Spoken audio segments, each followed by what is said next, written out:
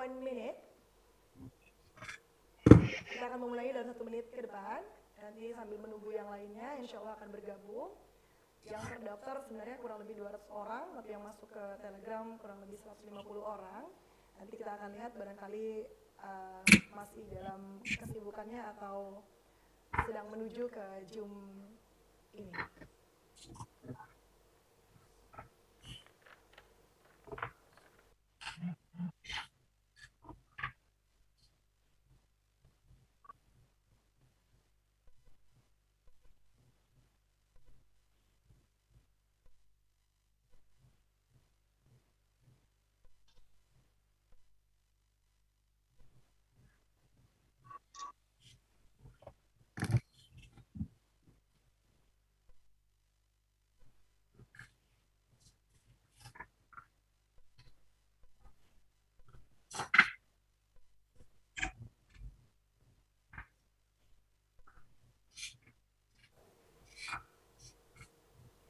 Assalamualaikum warahmatullahi wabarakatuh.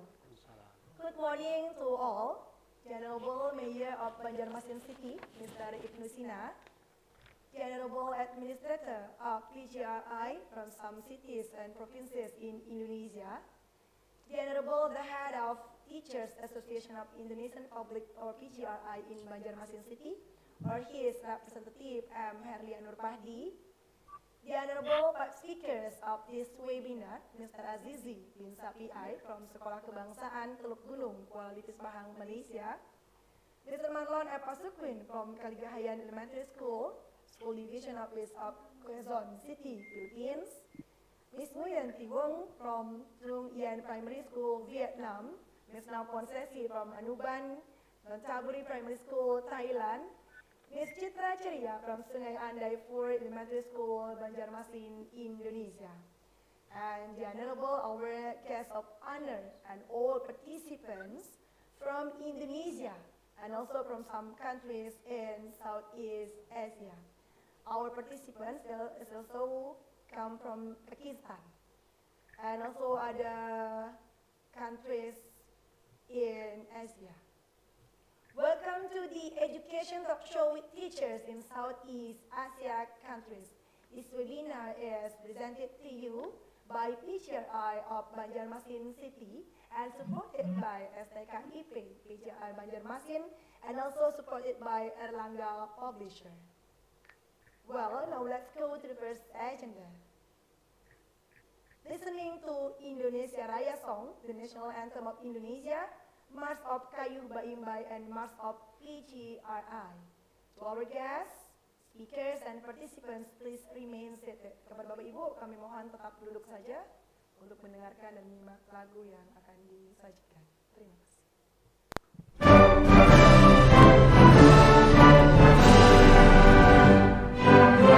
Sa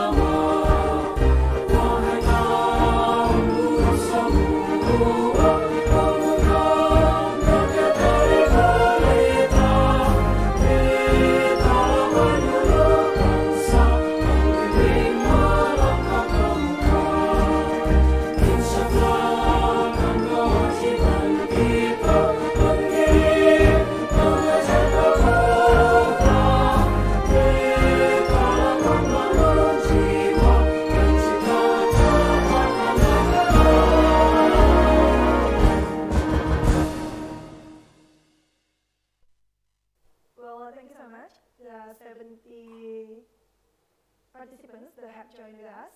I would like to say good morning to Vice Principal from Vietnam that also joined with us right now. Thank you so much. Jadi sudah 70 orang Bapak Ibu yang bergabung bersama kita dan baru saja bergabung bersama kita wakil kepala sekolah dari Vietnam. Dan now let's go to the next agenda is the speech from the head of Teachers Association of Indonesian Republic of PGRI, Banjarmasin City, South Kalimantan, Indonesia. And on this occasion, it will be presented by the Secretary of PGRI, Banjarmasin City. Welcome, Mr. Herianur Pahdi. Okay, before I deliver my speech, let's do yelling of PGRI. Sebelum saya sampaikan sambutan saya untuk anggota PGRI di seluruh Indonesia, mari kita yel-yel PGRI terlebih dahulu. Hidup guru. Hidup guru. Hidup PGRI. Hidup PGRI. Solidaritas, yes. Siapa kita? Indonesia. Oke, thank you, terima kasih. Assalamualaikum warahmatullahi wabarakatuh. Good morning and greetings to all of us.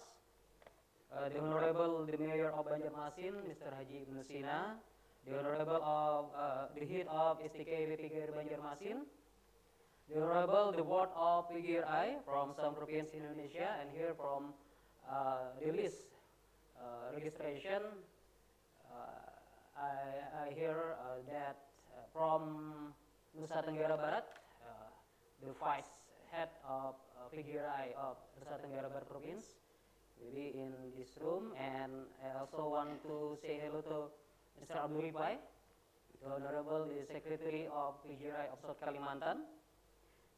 Then I want to say hello and the Honorable all speakers of this webinar, Ms. Nguyen Thị Huong from Trung Nguyen Primary School, Vietnam, Ms. Nam Phon Sesi from Anuban Dontaburi Primary School, Thailand, Mr. Azizi bin Syafiai from Sekolah Kebangsaan Teluk Gunung, Kuala Lipis, Pahang, Malaysia, Mr. Malan F. Sequin from Kaligahayan Elementary School, School Division Office of Quezon City, Philippines, and then Ms. Citra Ceria from Smith&Ford Elementary School, Banjarmasin, South Kalimantan, Indonesia. Forgive me if I pronounce your name incorrectly. Nice to meet you all, the speakers. Thank you, joining us. Then, and the Honorable, all the participants of the webinar today, both from Indonesia and other countries, not only in Southeast Asia, but also from other countries from Asia. First, praise to Allah, God Almighty, because today we can meet in this very special webinar, sharing session with the teacher in Southeast Asia countries. We expect this event will go well and useful, especially for the teachers. Furthermore, I would like to say my gratitude for those who support this event, especially for the Banjarmasin City Government, STKAP PGRI Banjarmasin, all speakers today that give their time to share each other. Once more, I want to say thank you for you all the speakers, and especially for Miss Sisi, Miss Citra Ceria. Okay, thank you, Mr. Citra Ceria. Maybe operator can spotlight this. Yes, Miss. For her effort to invite and present our friends from some countries in Southeast Asia. Ladies and gentlemen, I think it looks like the dreams come true. Yes. There are many words I want to say on this moment to describe how happy I am. This event seems impossible to carry out, but in fact we can hold this event today, and we can present the speakers from other countries in Southeast Asia. Although is it an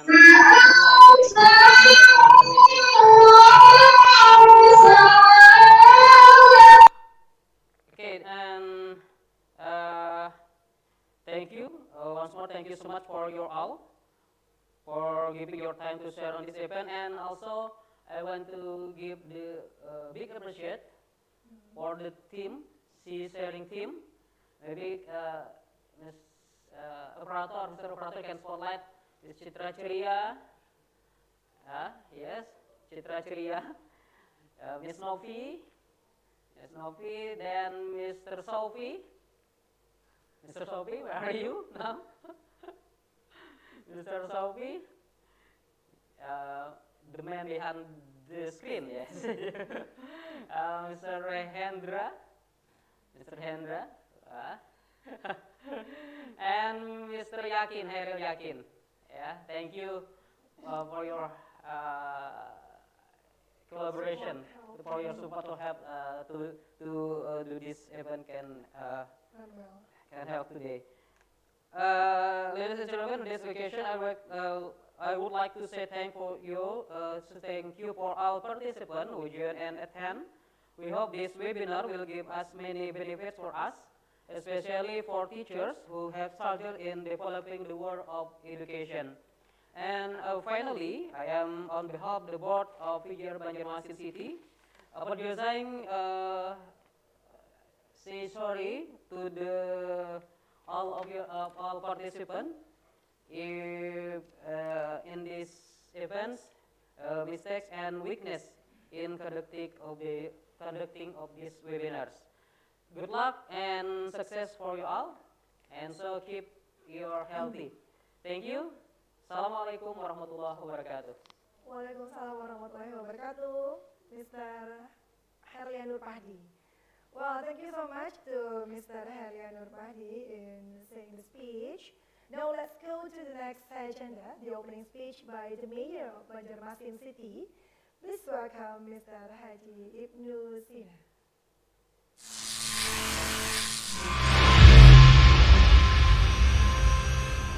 Assalamualaikum warahmatullahi wabarakatuh. Good morning and greeting to all of us.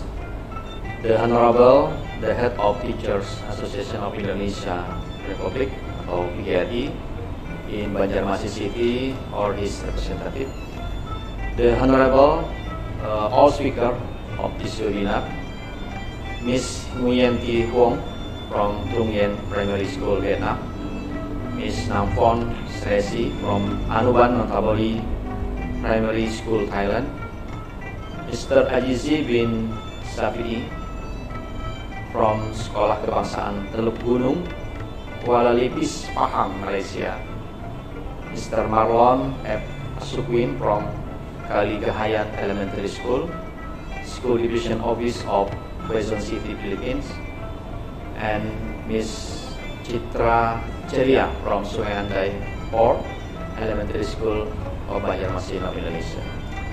The Honorable or participant of this webinar, Education Talk Show with teacher in Southeast Asia countries.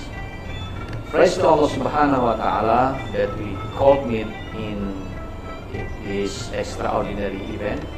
Hopefully, this activity will receive blessing from God and provide benefit in the development of our education. On this occasion, I am the Mayor of Banjarmasin. On behalf of the Banjarmasin City Government, I give the highest appreciation especially to PGRI Banjarmasin City, which has an extraordinary innovation and breakthrough in building up the quality of educator, especially in Banjarmasin City. The Banjarmasin City Government itself, in an effort to realize the goal of national education, namely Law Number 20 in 23, concerning the national education system, which explained that the function and purpose of national education is to develop capabilities and build up the character and civilization of a dignified nation in the context of education, the nation life. The development of the potential of students to become human beings who believe and fear God Almighty, have noble character, healthy, knowledgeable, capable, creative, independent, and become democratic and responsible citizens. Ladies and gentlemen, for this reason, the Banjarmasin City Government, in relation to realize that goal, has the goal of realizing intelligent, healthy, and competitive human resource with the strategic target of increasing the accessibility and quality of basic education services. In realizing the strategic goal and target, the participation of all parties is needed. The most important thing is the role at the spearhead of education, namely the teacher. Currently, the Banjarmasin City government has been working hard to build the capacity of teachers in Banjarmasin City, both in training activities, technical guidance, and also professional education facility by the Banjarmasin City government. Hopefully, it can develop and improve the professionalism and competence of teachers in Bhutan. Regarding the welfare of teachers in Banjarmasin City, the Banjarmasin City government has also allocated a budget to provide incentives, especially for honorary teachers at state school, which also is not so high, yet awarded enough to be given to them. When in the previous few years, it was still hundreds of thousands of rupees, but now it has become millions of rupees, including encouraging honorary teachers to become PNS, ASN, official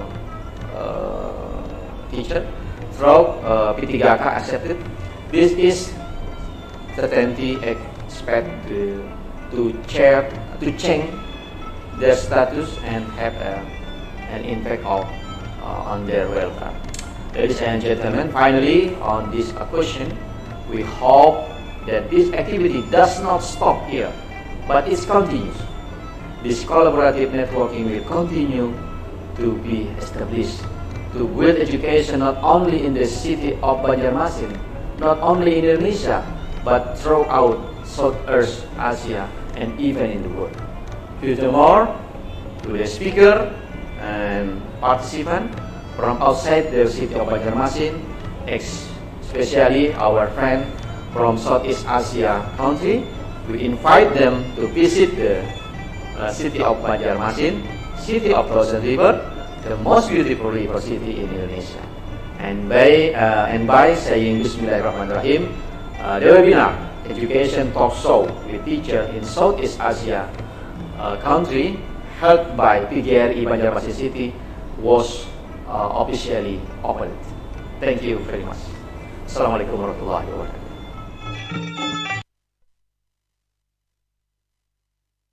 Much for the opening speech by the mayor of Banjarmasin City. Well, Bapak Ibu, I will translate what the mayor of Banjarmasin City has said before. Jadi sini saya akan coba mentranslatekan apa yang telah Bapak Wali Kota Banjarmasin sebutkan tadi, di mana beliau sangat mengapresiasi apa yang telah dilakukan oleh PGRI Kota Banjarmasin, yaitu mengadakan acara ini, mencoba untuk membantu pemerintah juga, di mana pemerintah Kota Banjarmasin juga di sini sangat terlibat untuk meningkatkan kemampuan para guru untuk mengetahui bagaimana juga sistem pembelajaran yang ada di beberapa negara di Asia Tenggara. Dan alhamdulillah kali ini tentunya telah bergabungkan bersama kita yaitu dari Thailand, Vietnam, Filipina, dan juga Malaysia yang nantinya akan sharing mengenai sistem pendidikan yang ada di negara para speaker kita yang luar biasa pada hari ini. Dan selain itu juga Bapak Wali Kota tadi telah menyebutkan bahwa beliau mengundang para speaker-speaker hebat itu suatu hari nantinya semoga bisa berkunjung ke kota kita, kota sungai yang terindah nih di Indonesia, Banjarmasin ya Bapak Ibu, terkenal dengan 1000 sungainya, dan mudah-mudahan nantinya kita dapat berjumpa secara langsung, tidak hanya melalui daring tapi bisa bertatap muka secara langsung. Dan selain itu juga tentunya hal ini juga dalam upaya mewujudkan tujuan dari pendidikan nasional Undang-Undang Nomor 20 Tahun 2003 mengenai fungsi dan tujuannya untuk mengembangkan kemampuan dan juga membentuk watak serta peradaban bangsa yang bermartabat. Nah, kiranya itu Bapak Ibu mengenai apa yang telah Bapak Wali Kota kita sebutkan tadi. Baik Bapak Ibu, now let's go to the next agenda. Before we listen to the presentation by Mr. Azizi from Malaysia as the first speaker, now let's go to the photo session first. Okay, Now to all of you, participants, speakers, and our guests, please take your best look to get the picture. Because we don't know where we are now. Please open your camera. Okay, we'll count. 1, 2, 3. Okay, now this side. Please turn up your camera. Turn on your camera. Hi, Aira. Turn on your camera, please. Buka kameranya. Okay, 1, 2, 3. Now let's go to the next slide. Okay, 1, 2, 3. You still have the next slide. Okay, 1, 2, 3. Okay, that is the last of our photo session. Now let's go to the prayer. The prayer will be led by Mr. Hairil Yakin. Please welcome Mr. Hairil Yakin.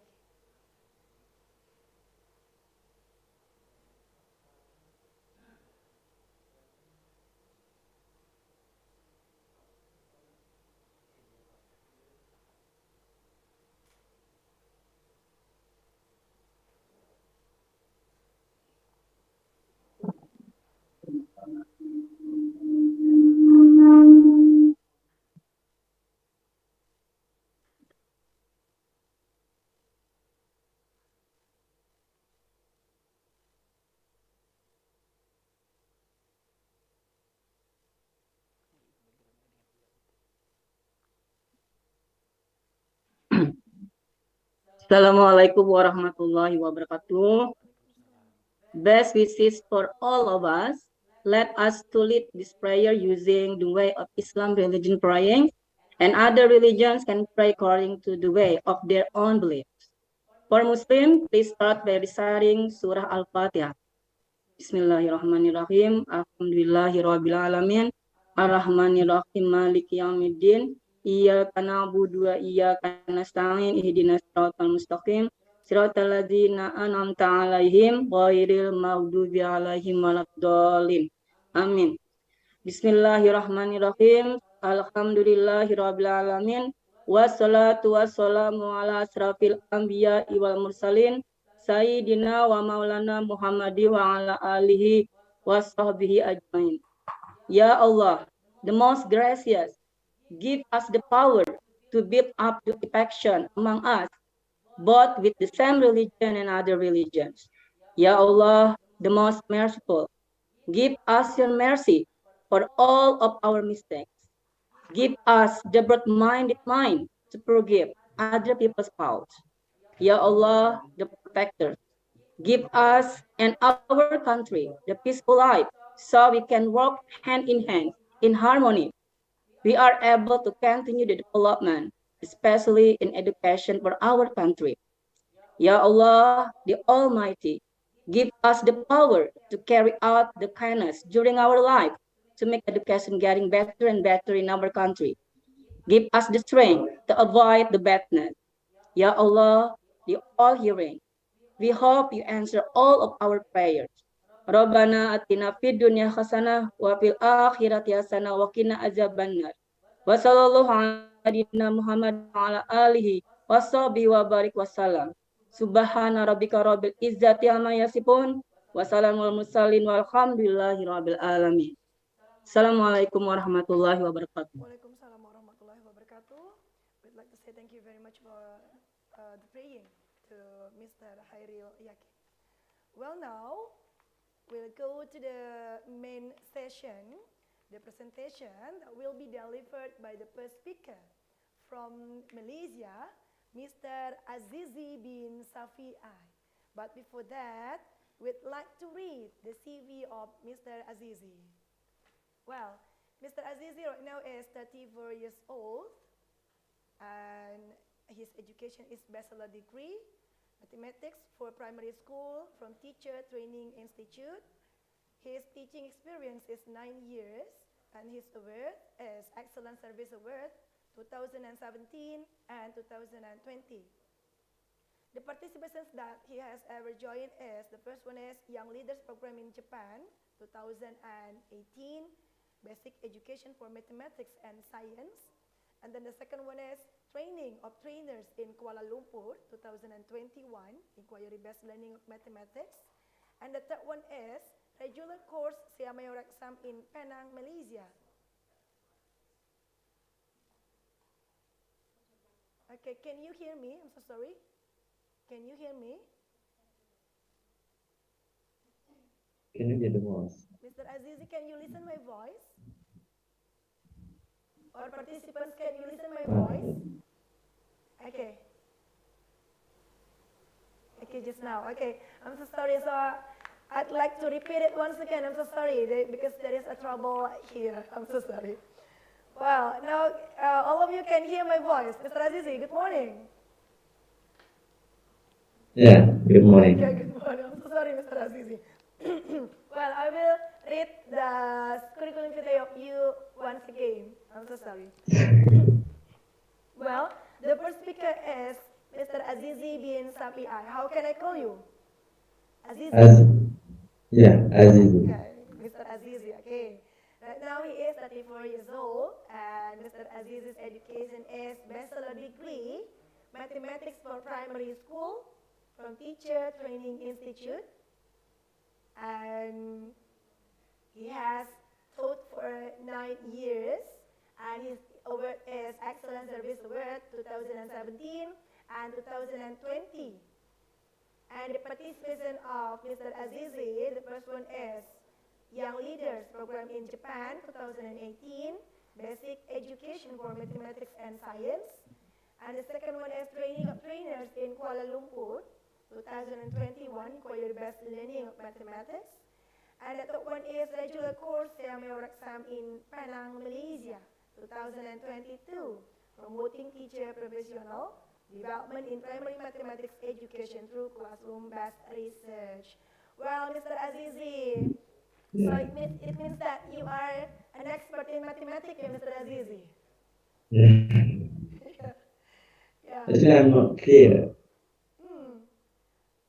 Yeah, maybe the internet access thing is okay. Okay. Baik, Mr. Azizi, mungkin maybe the presentation can be delivered in Malay.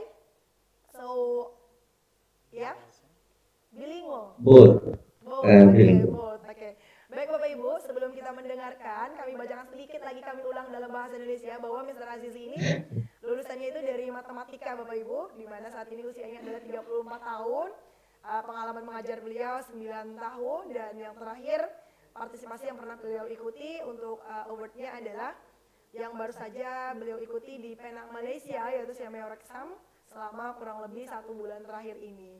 Nah, sekarang kita mintakan kepada Mr. Azizi untuk menyampaikan presentasinya. Well, Mr. Azizi, now time is yours to present your presentation. Okay, but I cannot share the screen because of this error. Okay, it will be shared by you. Okay.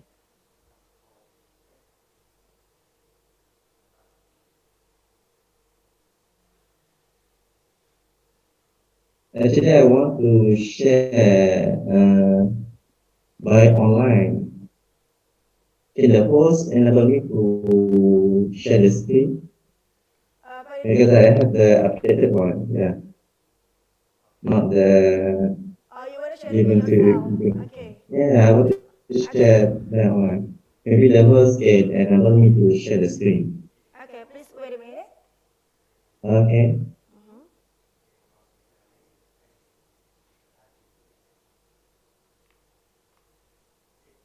Okay, you can share your screen now, Mr. Azizi. Thank you. Okay.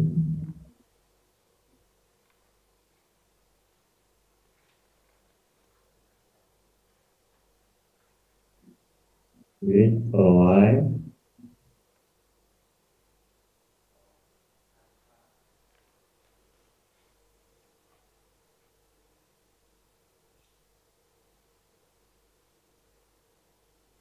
Okay. Can you see the slide? Yes, we can see it clearly. Okay. Okay, first of all, thanks for Master of Ceremony, Miss Maui, the Honorable Mr. Ibn Sina as Mayor of Banjarmasin, Mr. Party Secretary of PDI Banjarmasin City, and my comrades while we were in lesson, all teachers from PGI Banjarmasin City, and friends on this event. Okay, actually, I'm the deserver to present about this, but I try to give the best, giving you some information about education of Malaysia, not the detailed one, because I am not the deserver to give you the detailed one. Okay, okay, my name is Azri, and I'm from Sekolah Bahasa Kelabunu, especially in English, Kelabunu National School, and this is my school logo, and this MOE Minister of Education of Malaysia with the logo. Okay. Okay. Maybe some of you never come to Malaysia, so I welcome all of you to come to Malaysia virtually. Okay. The first of all, I will show you about the map of Malaysia. This is all Malaysia. You can see on the right side, east of Malaysia and west of Malaysia. And then, actually, my hometown is here, Kelantan, but I teach Pahang. Yes, this here. As you know, Kuala Lumpur, as a capital of Malaysia, this one. We have to Kuala Lumpur. Not the big one, but so. And then we call it Borneo side for Sabah and Sarawak. And I think Sarawak and this side is into Indonesia. Right? Okay, next. Okay, population of Malaysia. I got this for the current 20 October. So altogether, Malaysia has 32.7 million. Okay, you can see on the screen. And population of age group, you can see for the age group 0 to 14 years, we have 7.6 million. Okay, 7.6 million rather than 7.7 million on 2021 and 7.8 million 2022. For the 15 to 64 years, now we have 22.7 million, and the last one, 65 and above, we have 2.4 million. And then you can see for the non-citizen, we have 2.4 million. So by percentage of citizen, by ethnic group, you can see because Malaysia has many ethnic. The first of is Bhumika, and actually Bhumika we call all who was born in Malaysia, we call Bhumiputra. So we have 69.9%. For Chinese, 32.8%, and Indian, 6.6%, and others, 0.7%. For the Borneo side, Sabah and Sarawak, we call also Bhumiputra. So they can get same privilege or benefit from government. Okay, and then for the population by sex, you can see 17.0 million for 2022. For 2022, this male and female, sorry, this male and female. So, I think it's not quite different because 17 million male and 15.7 million for the female. The ratio 109 male for 100 females. Just giving you some info. Okay, and then next. Okay, we go to the education of Malaysia. Okay, I got this from the website of MOE of Malaysia. You can see the all schools, we have 10,229, and we have for the primary school 778, and the primary school we have 451.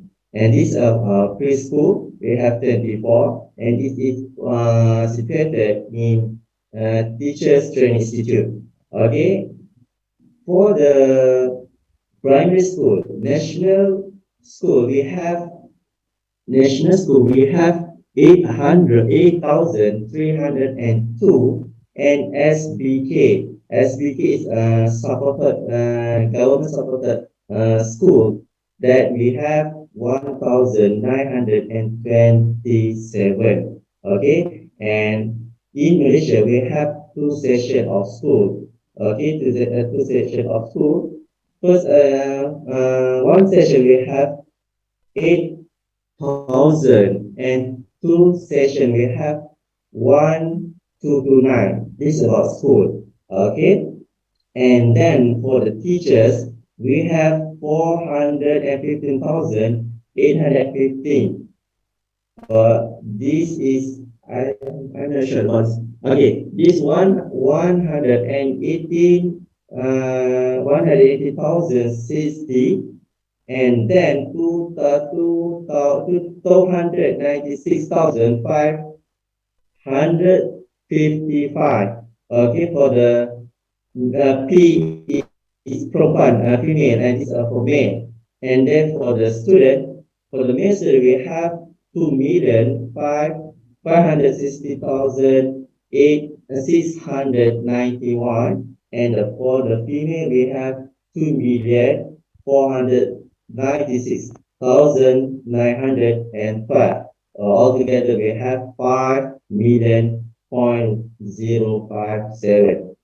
Okay, and you can see at the bottom of this slide is about the school, what we call specific school. Okay, primary preschool for year 1, year 2, year 3, year 4, and primary school, form 1, form 2, form 3, and so on. Okay, and for the classes, we should have 199, 128 altogether. Okay. Okay, next. Level of education. Okay, in Malaysia, we have 5 stages: preschool, primary school, secondary school, pre-graduate, and higher education. But I will present only until secondary school, because for pre-graduate and higher education, I'm not the best one to explain. Okay. You can see primary, secondary, and also post-secondary, government, private, and special needs. I will explain more about this on the next slide. Okay, you can see the government, private, and special needs. We have all for primary, secondary, and also we have religious. Okay, we have religious. What's the meaning is religious? I will explain on the next slide. Okay, the assistance for state and private, especially this assistance is from government to state and also the private school. Although it is a private school, but the government will give some fund to them. Okay. Okay, here. Okay, for preschool and primary school. Okay, conducted in various school or institution, because preschool is in Moscow, they have one preschool. For example, in my school, we have one preschool. Okay,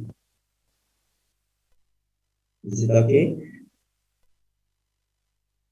Okay, now for the national school, National Special Education School, National Chinese Vernacular School, we call as SJPC, and National Tamil Vernacular School, we call as SJKT, and Government System Religious School, SABK.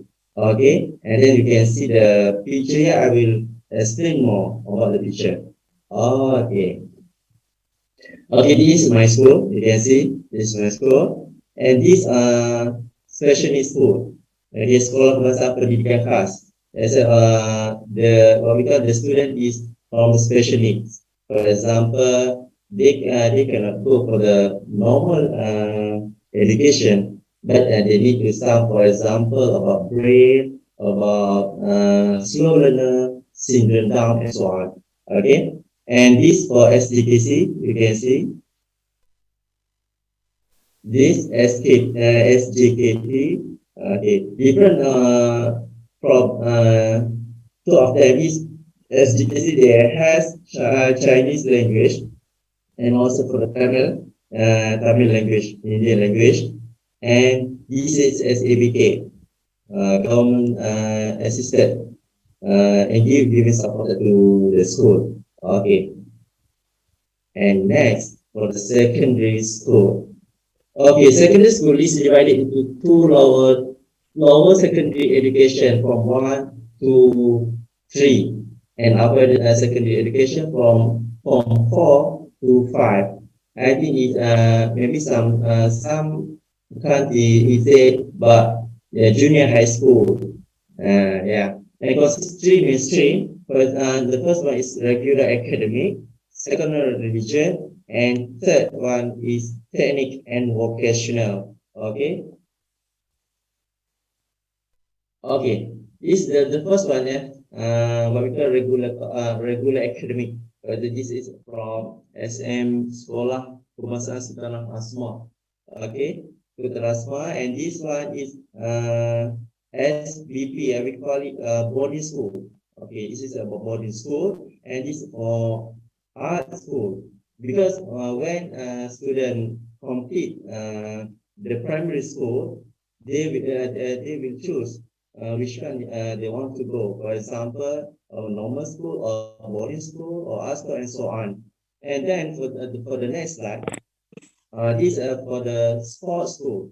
Okay, this is sports school, and this we call it Makat Rendah Sains Mara, Mara Junior Science College. Okay, this is a vocational, and this Royal Military College. Royal Military College only one in Malaysia, and is located in Kuala Lumpur. For the sports school, if I'm not mistaken, it has 50, no, for the sports school, it has for one state. For example, we have 14 states, so we have 14 sports school. In for example, in Pahang, we have one. In Kuala Lumpur, we have one. In Islamabad, and so on. For the Mara Junior College, we have 70. We have 70. Mara Junior College, we have 70, and the college vocational, we have about 35 and above, if I'm not mistaken. Okay, and then for the college vocational, they will go after you finish your lower secondary school. Okay, after you finish until Form 3, you can choose either you want to go to the vocational school, or you want to further at the same school. Actually, vocational school is about the skill. For example, spa, culinary, what we call about this any skill, about what we call it welding, about the mechanic and so on. Okay, and you see from from this picture, Makat Rendah Sains Mara Junior Science College actually is what we call it. If student after they finish primary school in year 6, they can choose. But the result, you need to be best to go to here. Okay. Also for here, not so only, but you need to get great result to go to this school. But for the sports school, if you have skill in any sport, you can go here. You can go here. It's okay, your academic is not the best one, but if your skill in sport is the best, you can go here for the sports school. Okay. So from sports school, MRSM, RMC and also vocational, they have fund. Okay, they have fund given by government.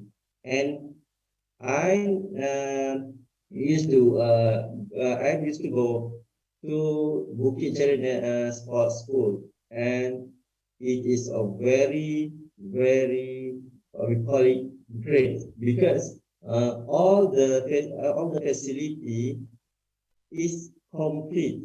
And then uh, when I went there, the student is very busy with the training because from the in the morning to 9 to 12 or 1 p.m. you have class as a normal student, but in the afternoon you have training, or in the afternoon you have training until at night. There's I got information from a teacher of the sports school. Okay, and the next one. Okay, we go to the subject in school. Okay, I will explain about the primary only because for the secondary school there are so many subjects, so I cannot list all here. So I just give for the primary school because the secondary school, as I said before, they have many they have many branch or many fields, so they have many subjects. For example, if you are in sports school, you have one paper about sports school. For qualification, you have about what your skill that you have learned in the school. Okay, so the primary school, you can see we have year 1 to year 3 we call as level 1, and year 4 to year 6 level 2. Maybe some of you year 1 means what means student for 7 years old. Okay, year 1.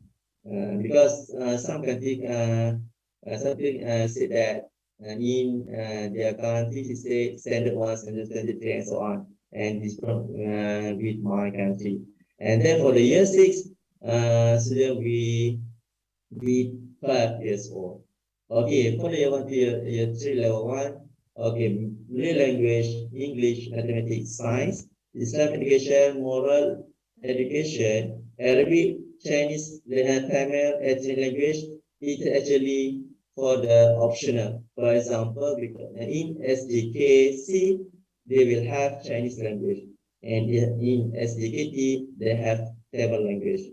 But Islamic education and moral education, it has in any school. For example, in my school, if my school have non-Muslim student, they will learn about moral education. And for the Muslim student, they will learn about Islamic education. And then for the level 2, year 4 to year 6, they will learn all, especially for the optional subject. Okay, subject, because I think when they go to secondary school, they have additional language, foreign language. For example, French language, Japanese language, French, Japan. Oh, I forget it. I think four subjects that they add, but for some school only, because when the school want to teach the student about Japanese language, they will have teacher not from Japanese, but the teacher have experience about the language.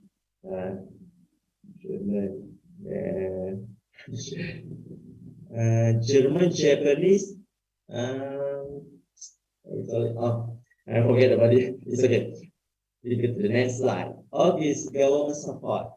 This government support actually is not the what we call the all support, but some of them. Like the first one about the salary and allowance. Okay, salary and allowance.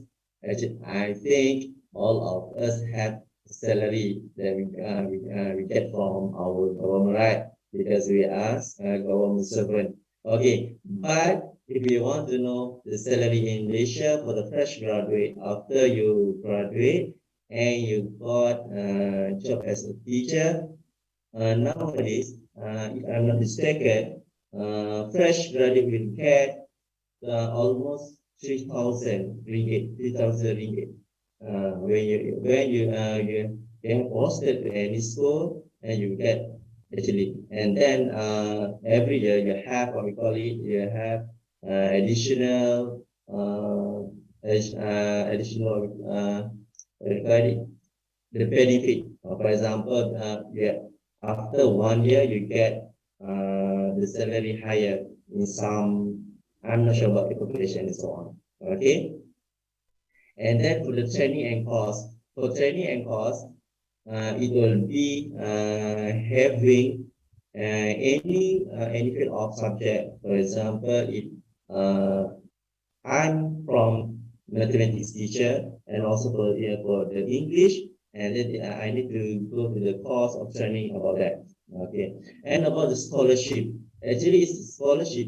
If you want to further study, whether in Malaysia or overseas, abroad, okay, you can get the scholarship, but you need to apply and you have to sit interview. You have to present about your project, present about your proposal and so on. Okay, and especially if it is same as annual leave, we heard about any sector. Right? In Malaysia, for teachers, special leave below than 10 years your service, you have 10 days in 1 year. After 10 years, you have 50 days, especially. It's not for the what we call it, if you have the sick leave, it's not in this. This only if you have matter about your family or you need to go somewhere for your what we call it self ceremony and so on. You need to apply for this one. It depends on principal. If principal can give you can you give the permission, you can go. If principal cannot give you, you cannot. This is depend on your principal. Okay. And next, for guidance and counseling. This is about when you have any problem, you can go. You have two options. The first one, I'm hear some song. Okay. Is it okay or? Okay, I continue. Okay, the first one about Teachers Training Institute. Okay, Teachers Training Institute, example for me, because I'm from here. Okay, 1.5 years foundation and 4 years bachelor degree. And then all sponsored by government. Then need to use your money to pay the fee and so on. And it's actually is referred to pedagogy and teaching. If you want to know the more about pedagogy and teaching, but if you go to the public higher education institution, also 4 years bachelor degree, but before 4 year bachelor degree, you have foundation also or matriculation. This also is 1 to 2 years, and then for bachelor degree you have 4 years. And is self-financing loan or scholarship. Okay, and more to content. Content is about you don't learn about the pedagogy, but you learn more about content. And if you are from higher education, but not for teaching, you need to take teaching course. You need to learn again after you go out from the university, and if you apply to be a teacher and you got it, you still need to take the teaching course. It's depend. I think it's 2 years and above. Yeah, 2 years and above. And actually, the government has divided for those who have finished Teacher Training Institute will be teach for primary school, And then for those who have finished from public higher education, they will teach for secondary school and also for the vocational and so on. Okay. And I think that's all from me, from Malaysia.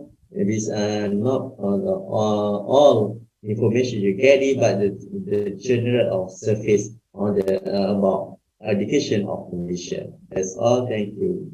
Okay.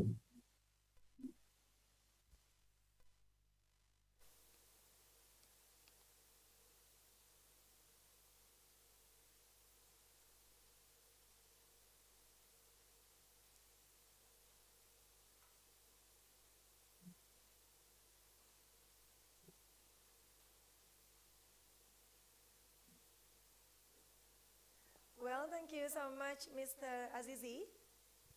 Yeah. Okay, thank you so much. We are really happy to see what is it? Some pictures of your schools and also some kinds of it. Hopefully, one day we will go there. Okay. Yeah. Because most of the participants here, maybe I'm so sorry, they can understand in English. So maybe would you like to translate some of them in Malay, or should we do it? Yeah. Yeah. Okay, berarti dari kami ya, from us. Yeah. Yeah. Okay, thank you, Mr. Yeah. Aziz. Okay.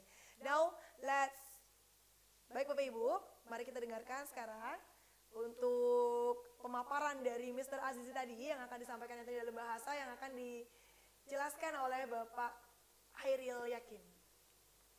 Silakan.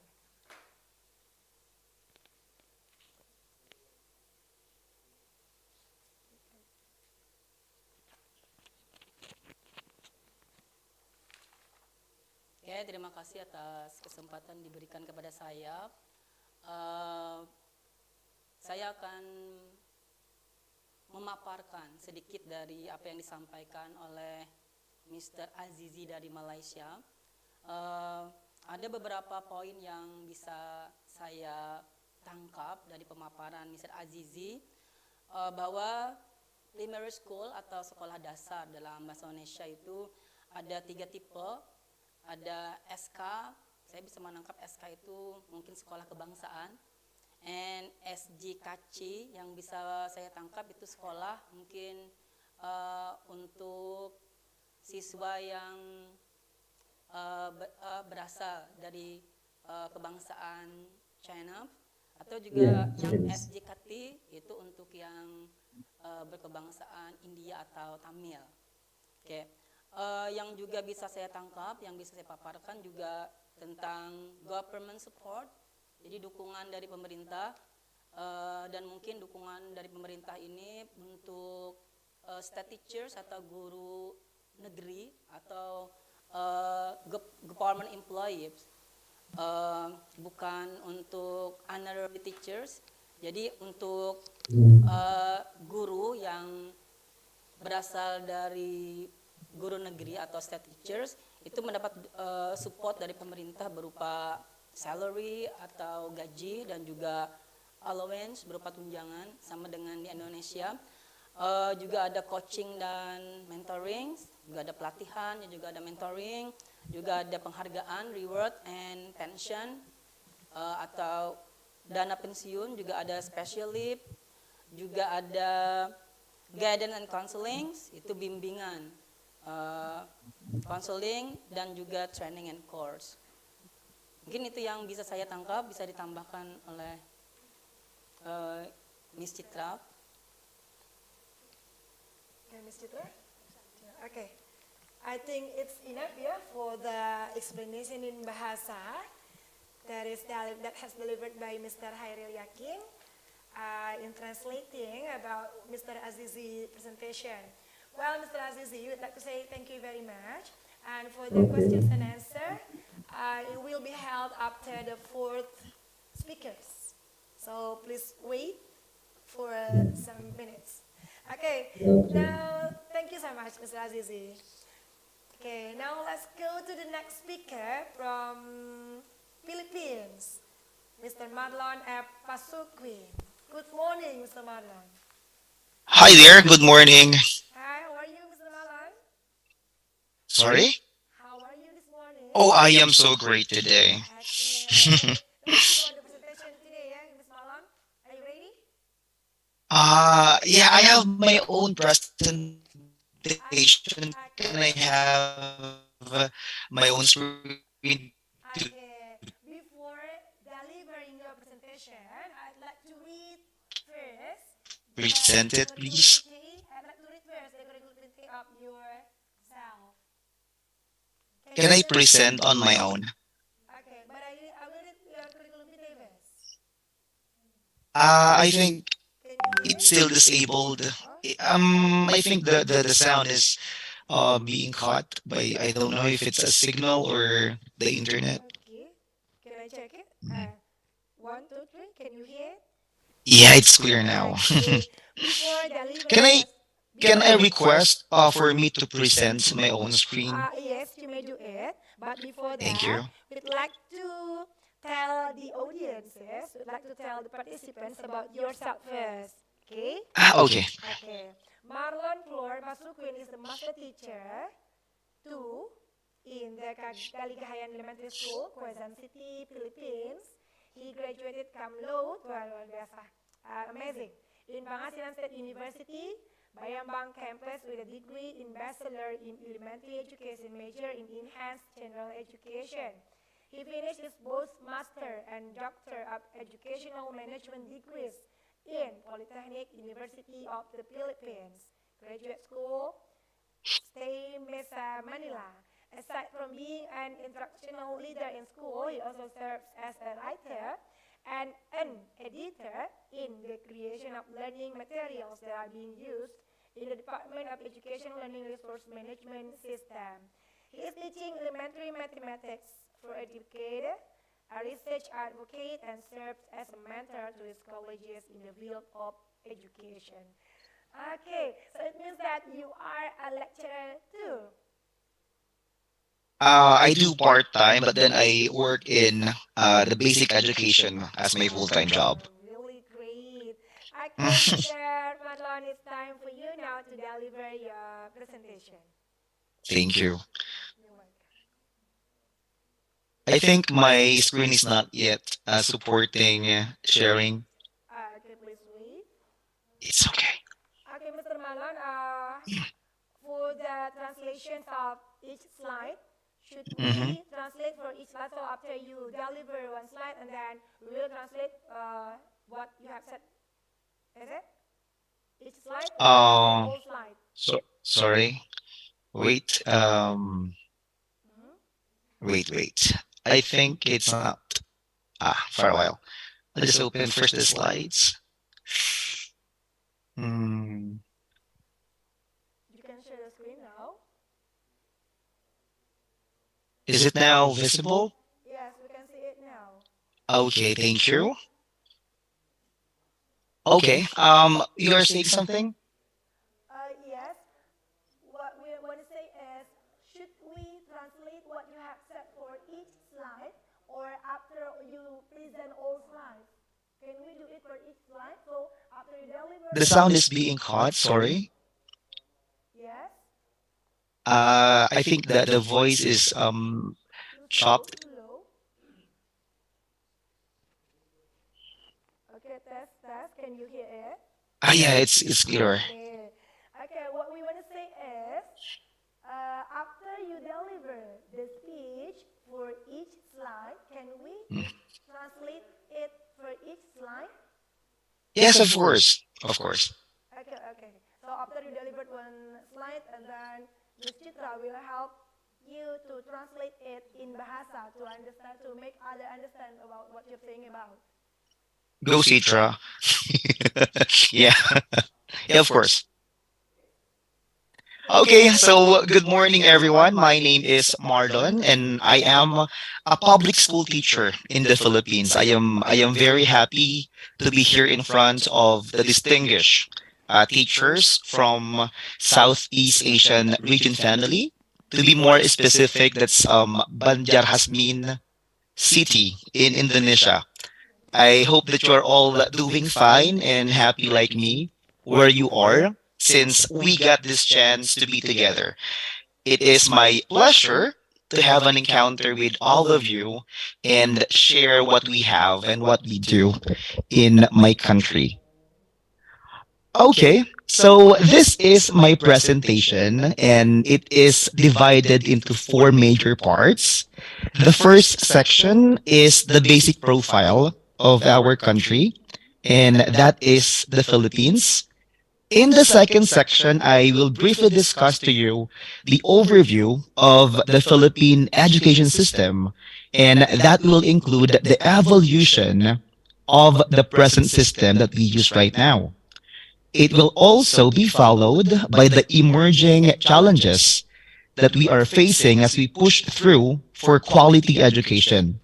And lastly, I will also present the steps and initiatives that our government are doing in order to achieve the goals that we had set. Okay, so this is the map of my country. And as you see in my presentation, Philippines is an archipelago composed of more than 7,100 islands that is located in the southeastern Asia that can be found between the Philippine Sea and the South China Sea. And the official name of our country is Republic of the Philippines, with Manila as the capital city. The total population is around 109.6 million people, and our literacy rate that is 96.28%. That means 96% of the Filipinos can read and write, with 13 years as the basic education cycle. The medium of instruction that we use in school is English, except for Filipino subject. Our fellow countrymen is consists of 86% Roman Catholic. So we are calling our nation as a Christian nation found in Southeast Asia. So as you see, this is our Southeast Asian family, right? And in the Philippines, we are using Filipino and English as both our official languages. There are more than 170 languages in the Philippines, and most of which have called dialects. The population of the IPs or the indigenous people is like 14 to 17 million, and they belong to 110 ethno-linguistics groups of people. Okay, so that's my country. That's the map of our country. Okay, now let's go to the overview of our education system. As you see, we have here the 1987 Philippine Constitution, and that lays down all the foundation of the current education system in our country. It protects and promotes the right of all the citizens to quality education at all levels. Since then, the country has shaped and reshaped the education sector through a series of laws and policies depicting the most pressing issues during each period. Okay, comes 1987, we go to 1994. Okay, and here, the most notable in the early years was the trifocalization of the education sector in the early 90s. And this led in the creation of the three agencies. We call this the Department of Education, Culture, and Sports. That's one for the basic education. We have the Commission on Higher Education for the tertiary education. And the third and last will be the Technical Education and Skills Development and Authority. We call the TESDA for the Technical and Vocational Education and Training. The period of the 90s saw the gradual maturity of these agencies, especially CHED and TESDA. CHED is for the higher education, and TESDA, it's the TESDA. We call that for in charge in the technical courses for the people. Okay, and before we call our Department of Education as DECS, that's Department of Education, Culture, and Sports. At the turn of the millennium, we have this law. That's the Republic Act number 9155. We call the Governance of Basic Education Act of 2001 was passed to strengthen the governance of basic education. So we would like to focus in the education itself, removing culture and sports, and thus renaming DECS to Department of Education. That becomes the DepEd, as we call in our country. This law rename the Department of Education with authority, with accountability, and with the responsibility for ensuring access to promoting equity in and improving the quality of basic education for all the people.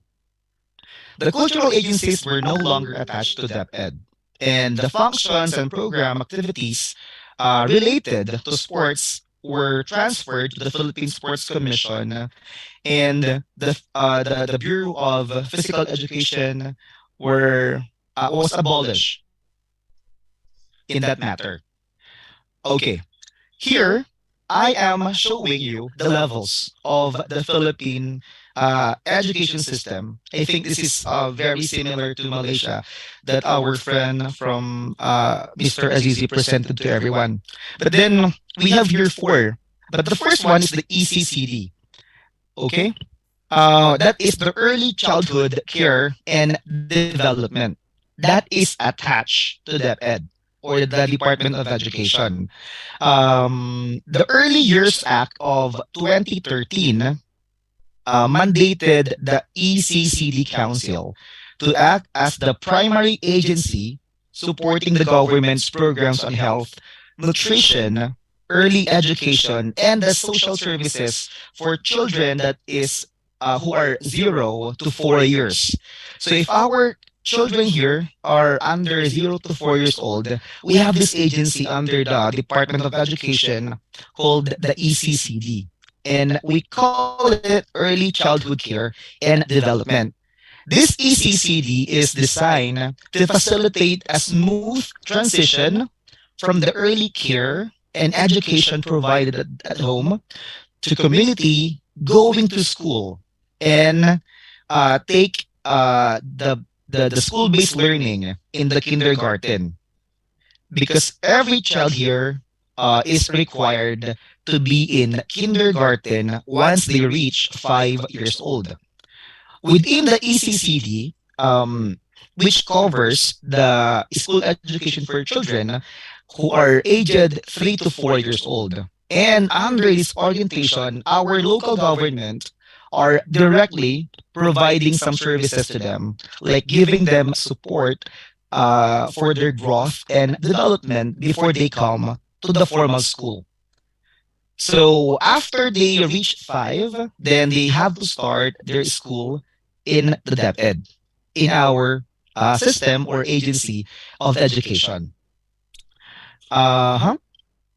So after DepEd, they are supposed to go to college or the university that is CHED. Or they have an option to go to TESDA or TESDA to enhance their skills like technical and vocational for them to support their living if they are not ready to go to the college. Let me show you here the K-12 basic program of my department. So as I told you earlier, our basic education is completed after 13 years of studying.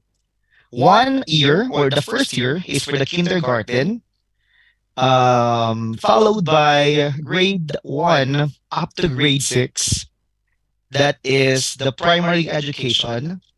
or sometimes we call it elementary years. And then we also need to attend to school after that in the junior high school. That's grade 7 up to grade 10.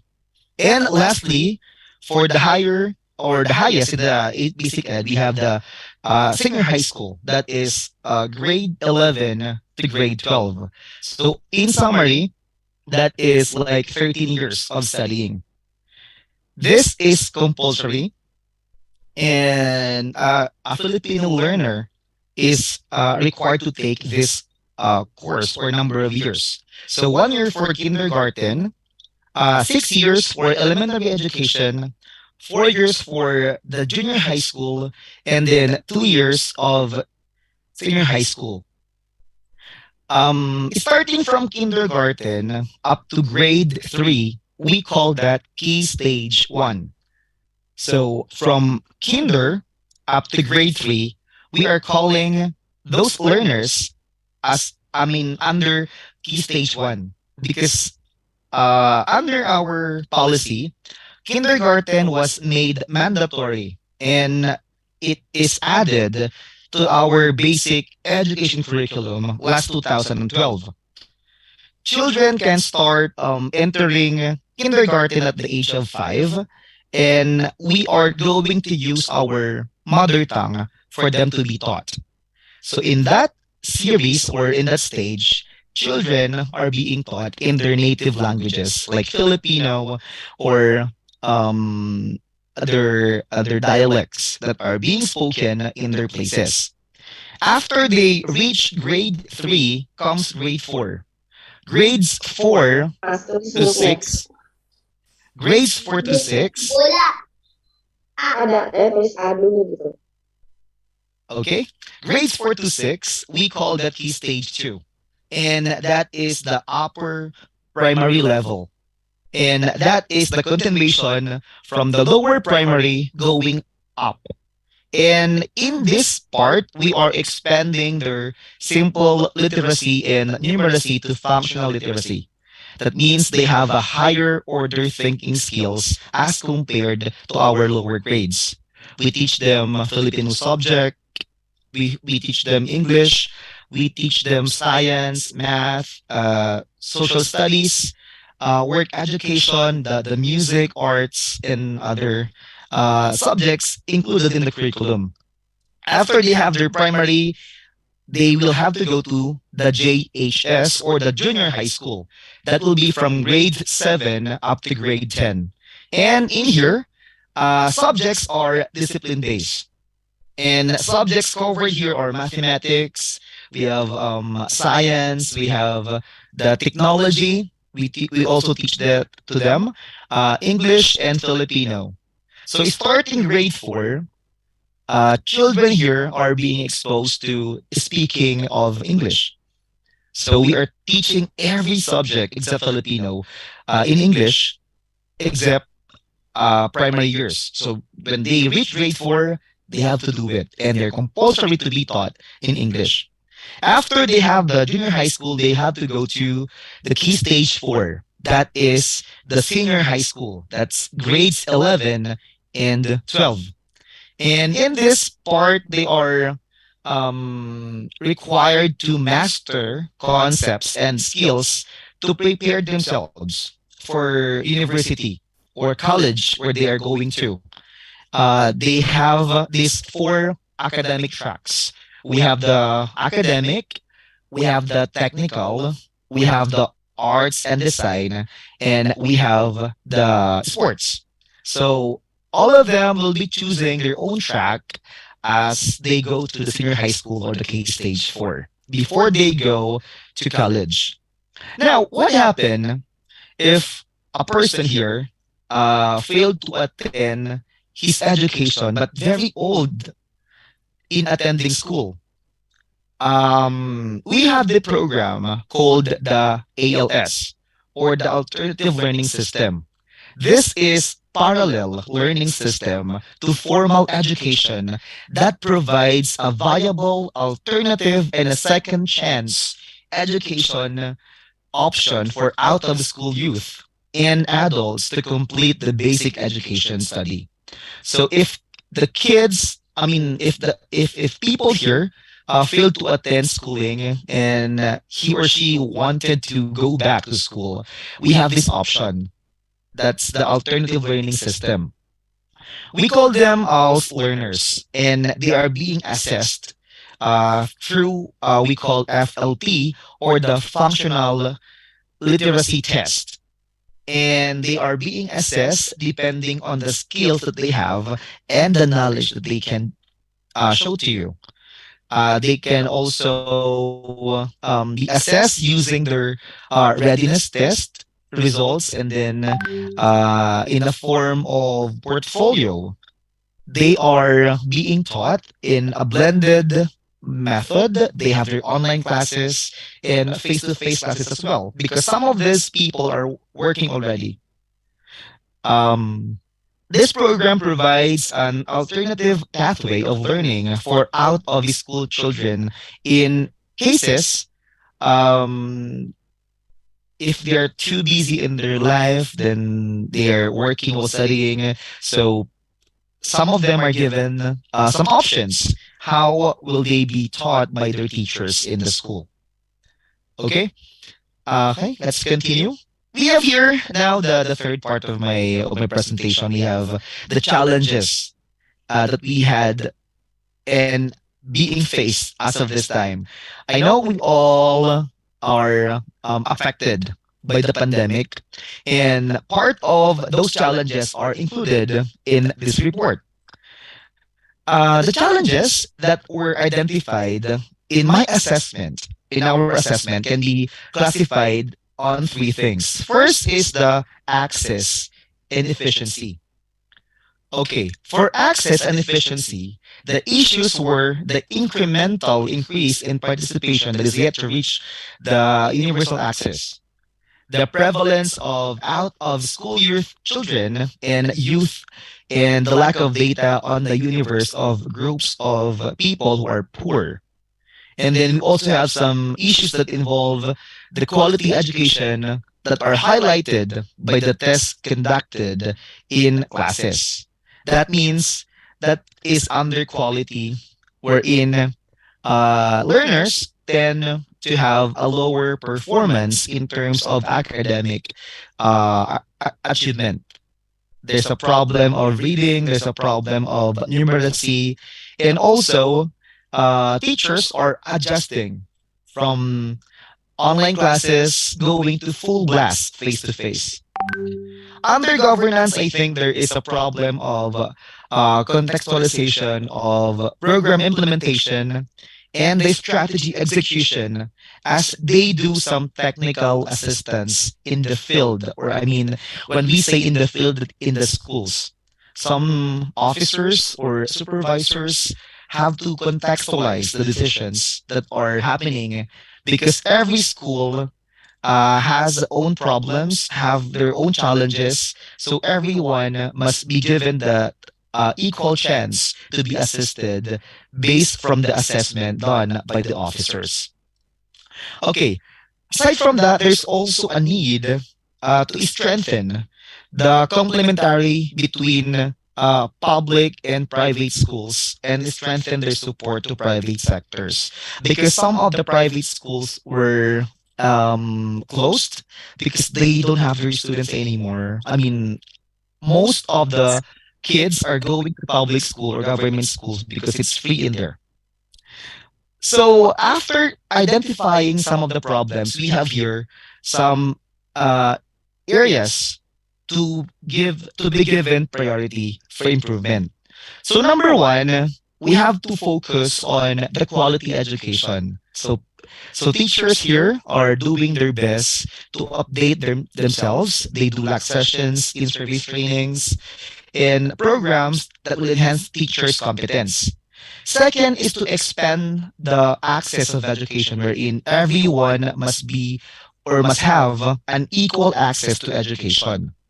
The third is to be resilient. That means after difficult times, you have to move on and continue living life to the fullest and learning much in schools. Okay? And the last one is to strengthen the school atmosphere, wherein we are developing our schools to be much more, become child friendly. Like they have to cater students with equity and equality as well. Part of that is this one. We have your, I think, an image that was crafted by our department, and we are focusing here to all the Filipino learners, defining what a Filipino learning is in terms of their capabilities and their aspiration. So, as teachers, we want them to be makajos. When we say makajos, they have a genuine love. Genuine heart to serve or love for God. Makatao, love for their own people, makakalikasan, love for nature, and makabansa. That's love for country. As learners, I think we want them to take pride in Filipino identity and nationhood so as to aspire to flourish and have life skills so they can be a very good individual as they grow up. This logo is our, it's like our brand just to promote um, life after we have the pandemic. We call this sulong edukalidad. That is the education or the agency, the Department of Education, who will be or which will be implementing our future plans up to 2030. That's called the BEDP or the Basic Education Development Plan to continue the goal of the department that all Filipinos can realize their full potential and contribute meaningfully to a cohesive nation through the protection and promotion of everyone in comes to their rights to quality education. Um, they launched this as their battle cry, as in they want everyone to move forward after the pandemic for quality education and support all the needs of the Filipino children. I think those are the steps that our government are doing for us to continue education. And I think that's all of my presentation. Maraming salamat po. That means thank you very much in our language. Thank you. Mr. Marlon, thank you so much. Well, the translation in Bahasa will be delivered by Miss Citra Ceria. Time is yours now. Okay, thank you very much, Ms. Novi, for the chance. So I will try to translate, saying in another language, in Bahasa especially, about what Mr. Marlon said before. So allow me, Mr. Marlon. Yeah, sure. Okay, thank you. So secara singkatnya, sebenarnya Filipina ini sendiri adalah negara yang sama seperti Indonesia ya. Dia adalah negara republik gitu ya, negara republik.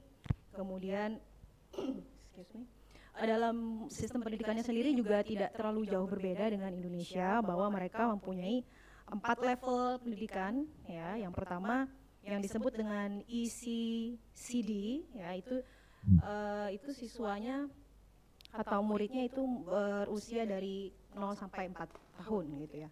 Kemudian level berikutnya itu ada yang disebut dengan DPET. Nah, itu dimulai dari kindergarten atau kita taman kanak-kanak, TK. Kemudian elementary itu SD, sekolah dasar. Kemudian SMP, junior high school, and then SMA kalau di Indonesia atau disebut junior high school. Nah, itu masuk ke dalam DPET gitu. Kemudian level berikutnya adalah TESDA, TESDA. Nah, di situ ada masuk ke universitas gitu ya, post secondary, non tertiary, kemudian juga terakhir adalah SHED, CHED.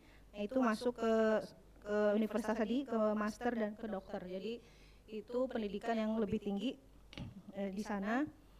sama dengan di Indonesia, kita juga mempunyai level pendidikan yang seperti itu. Kemudian untuk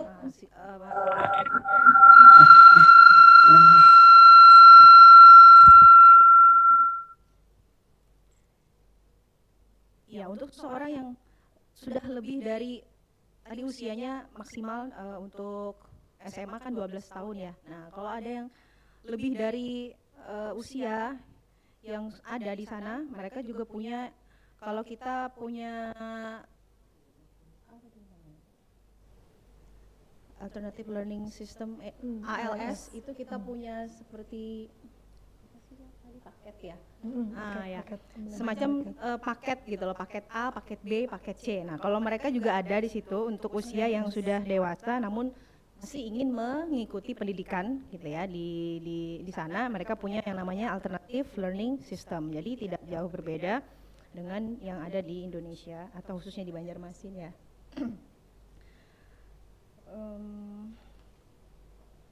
Kemudian untuk tantangan sendiri pada saat pandemi juga tadi saya dengar the pandemic situation, the challenge ya in pandemic situation ya, Mr. Marlon, the access and efficiency dari pendidikan sendiri, dari akses untuk perpindahan dari ke pendidikan normal, kemudian kita harus berubah ke online, go to online, jadi itu juga merupakan tantangan bagi guru-guru di situ, sehingga mereka juga perlu berubah gitu ya, guru-gurunya juga harus mempersiapkan bagaimana pengajaran yang tepat pada saat masa pandemi. Dan juga support dari pemerintah juga tidak jauh berbeda. Kalau di kota Banjarmasin kemarin sempat ada juga pembelajaran melalui televisi, nah untuk membantu anak-anak belajar di rumah gitu ya. Kemudian untuk inisiatif, kompetensi dan aspirationnya juga mereka mengedepankan pembelajaran abad 21, 21st century skills, just the same in Indonesia also ya. Jadi sama seperti yang ada di Indonesia. Mungkin itu dari saya, ada tambahan dari Bapak Yakin? Oke, cukup. Alright, thank you so much, Mr. Marlon. Well, thank you so much to Ms. Chitra in delivering the presentation in Bahasa. And thank you so much to Mr. Marlon. And actually there are some questions for you, Mr. Marlon, in YouTube, but it will be delivered after the fourth speaker. So please be patient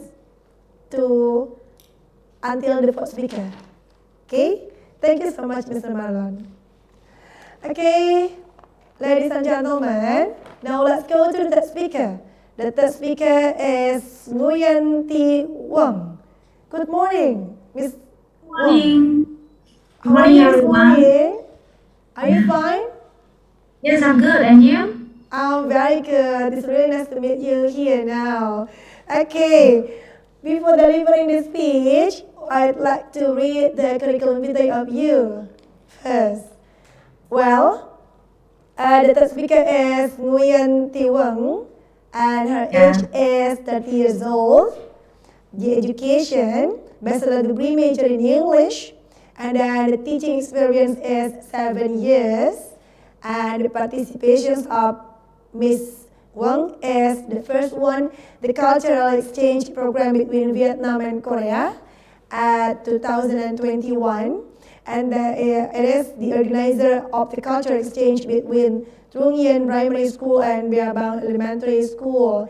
And the second one is regular course Seameo Exam in Penang, Malaysia, 2022, promoting teacher professional development in primary mathematics education through classroom-based research. Well, Miss Wang, now it's time for you to deliver the speech. Yes. Okay, so can you share my screen? Yes, you can do it now. Can you? Can No, you not share yet. it? Not yet? Okay, please wait a moment.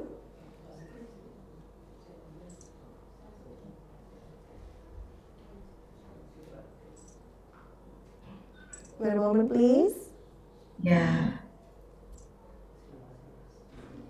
Wong. Bu Yanti Wong.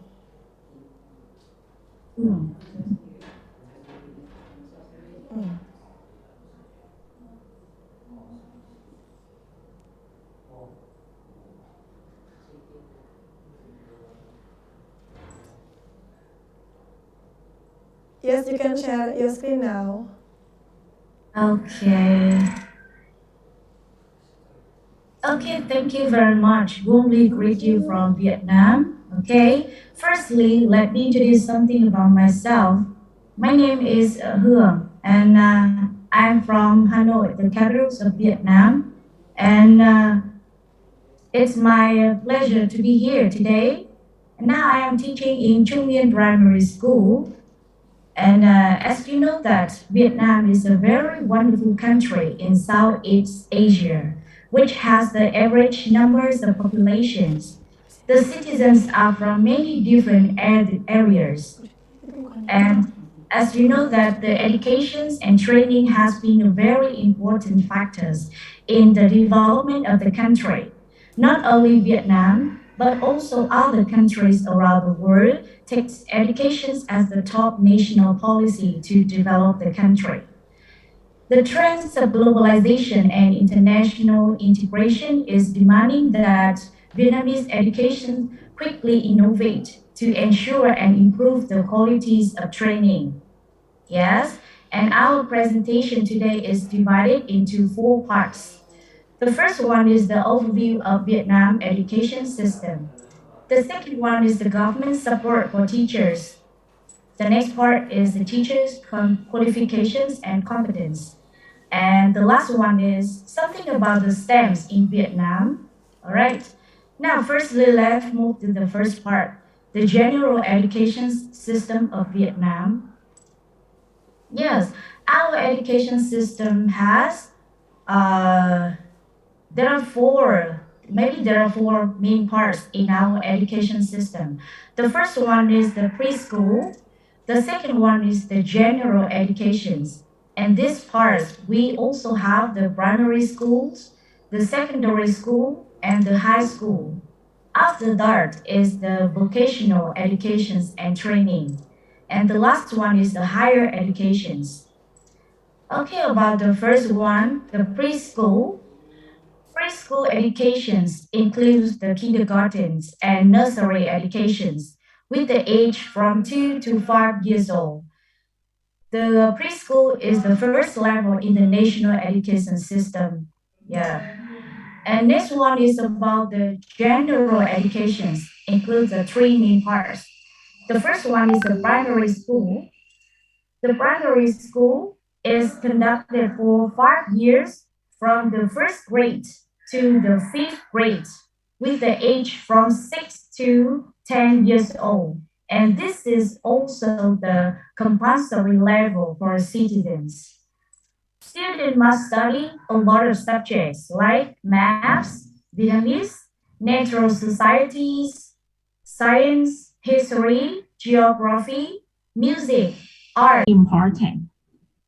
Apply the engineering design process, exploring idea, and then plan and develop.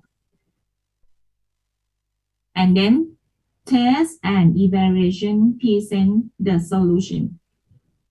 It is the way to develop STEM education for teachers in Thailand.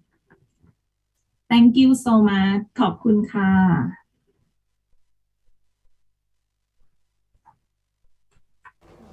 Nampon. And this is, yes, thank you so much, Miss Nampon. Sawadika. Well, before we going to the next session, it is the questions and answer. And we will listen first to the translations of Mr. Nampon presentation in Bahasa. And it will be delivered by Mr. Hairil Yakin. Time is yours now, Mr. Hairil Yakin. Okay, thank you, Miss Nopi. You're welcome. Miss Nampon, let us to translate in Bahasa Indonesia to the participants. yang bisa ditangkap dari pemaparan dari Miss Nampon, Sresi dari Thailand ini adalah agak beda dari speaker sebelumnya. Miss Nampon itu lebih menekankan pada metode pembelajaran yang diterapkan di negara Thailand. Jadi mereka itu menerapkan 3CRE models.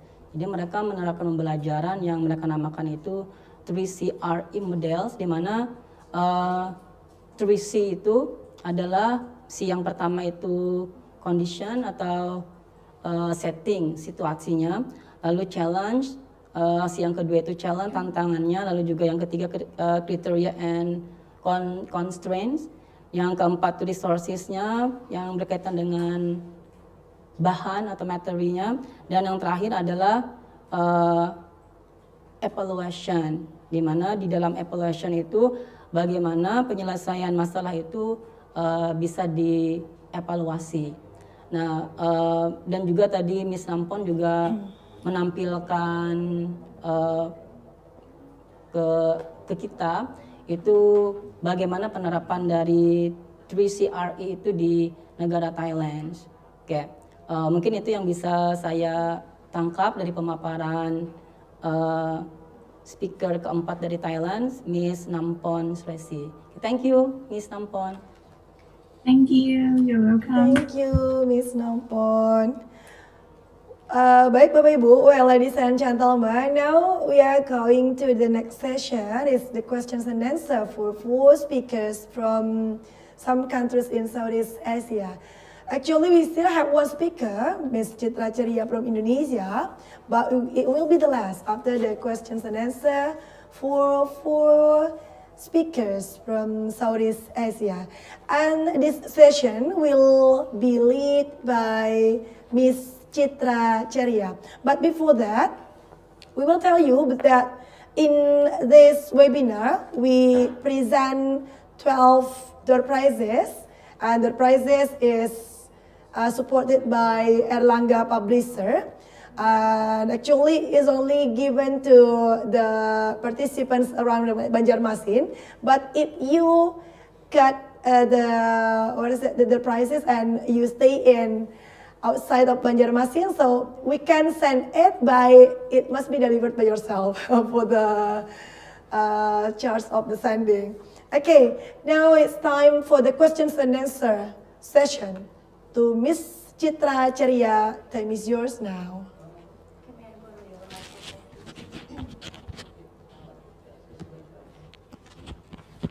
All right, thank you very much, Miss Novi. So I will try to lead the question and answer session for today. So we have some question from YouTube. Kita udah ada pertanyaan dari YouTube. The first question is for Mr. Marlon from Philippines. Pertanyaan pertama dari, tidak tahu ini siapa namanya, hanya menyebutkan inisial WG gitu ya. Jadi I don't know what's the name, just only initial. So Mr. Marlon, the question is, you got the doctoral degree in the very young age. And then, so is the government support you to get the doctoral degree easily, or like what? That's the first question. And how are you to reach the doctoral degree? And about the tuition, how is it? Do you pay the tuition fee yourself, or you got the scholarship, or what? And then the second question, still for Mr. Marlon. How much is the salary for the teacher? I mean, the public teacher or state teacher? And then the third question is for all the speakers. How is the strategy to teach science about literacy and numeracy? That's the questions. So maybe we can start from Mr. Marlon first. You have 3 questions and everybody has 1 question. Okay. Maybe you Thank can you share very also. much, Sisi, for can I call you Miss Sisi? All right. Because Sisi is my friend, yeah. All Back right. when we Okay, were no in problem. Malaysia last 2 months ago, I think. Okay. Okay, first for the first question, I've got my PhD when I was like 27. Yeah, there was a subsidy from the government. They paid for part of my tuition. And how did I acquire the PhD at this age? Um, I I am working now away from my family, so I was thinking of what to do every weekends. I live away from them, so I decided to go to school, to university to study every weekend with my friends because my family members are away from me. So because of that, I just had my first masters, and then I enjoyed learning. I enjoyed studying with my friends. So I continued the cycle up till I reached the time and I reached my PhD. And also, if the question is if the government is supporting the schooling of teachers, yes, they have lots of programs to support teachers in their studies. Like what I had, I acquired my scholarship in my city, wherein the mayor uh, is initiating some programs for us to be in school.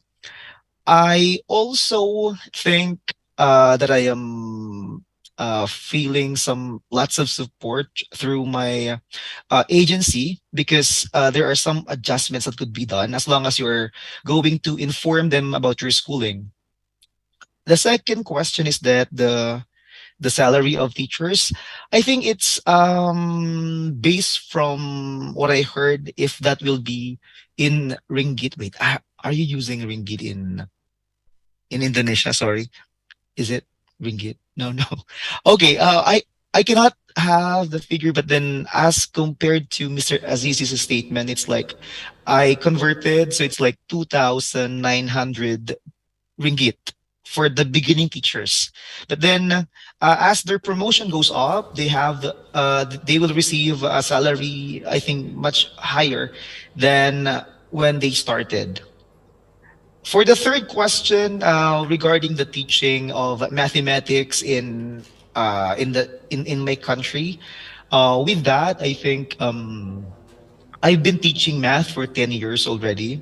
So I think there are lots of changes. Like we are from the very basic one, and then when we shifted to spiral type of curriculum, we start from the end of mind of our students, and also we do some applications based on the trainings that we have.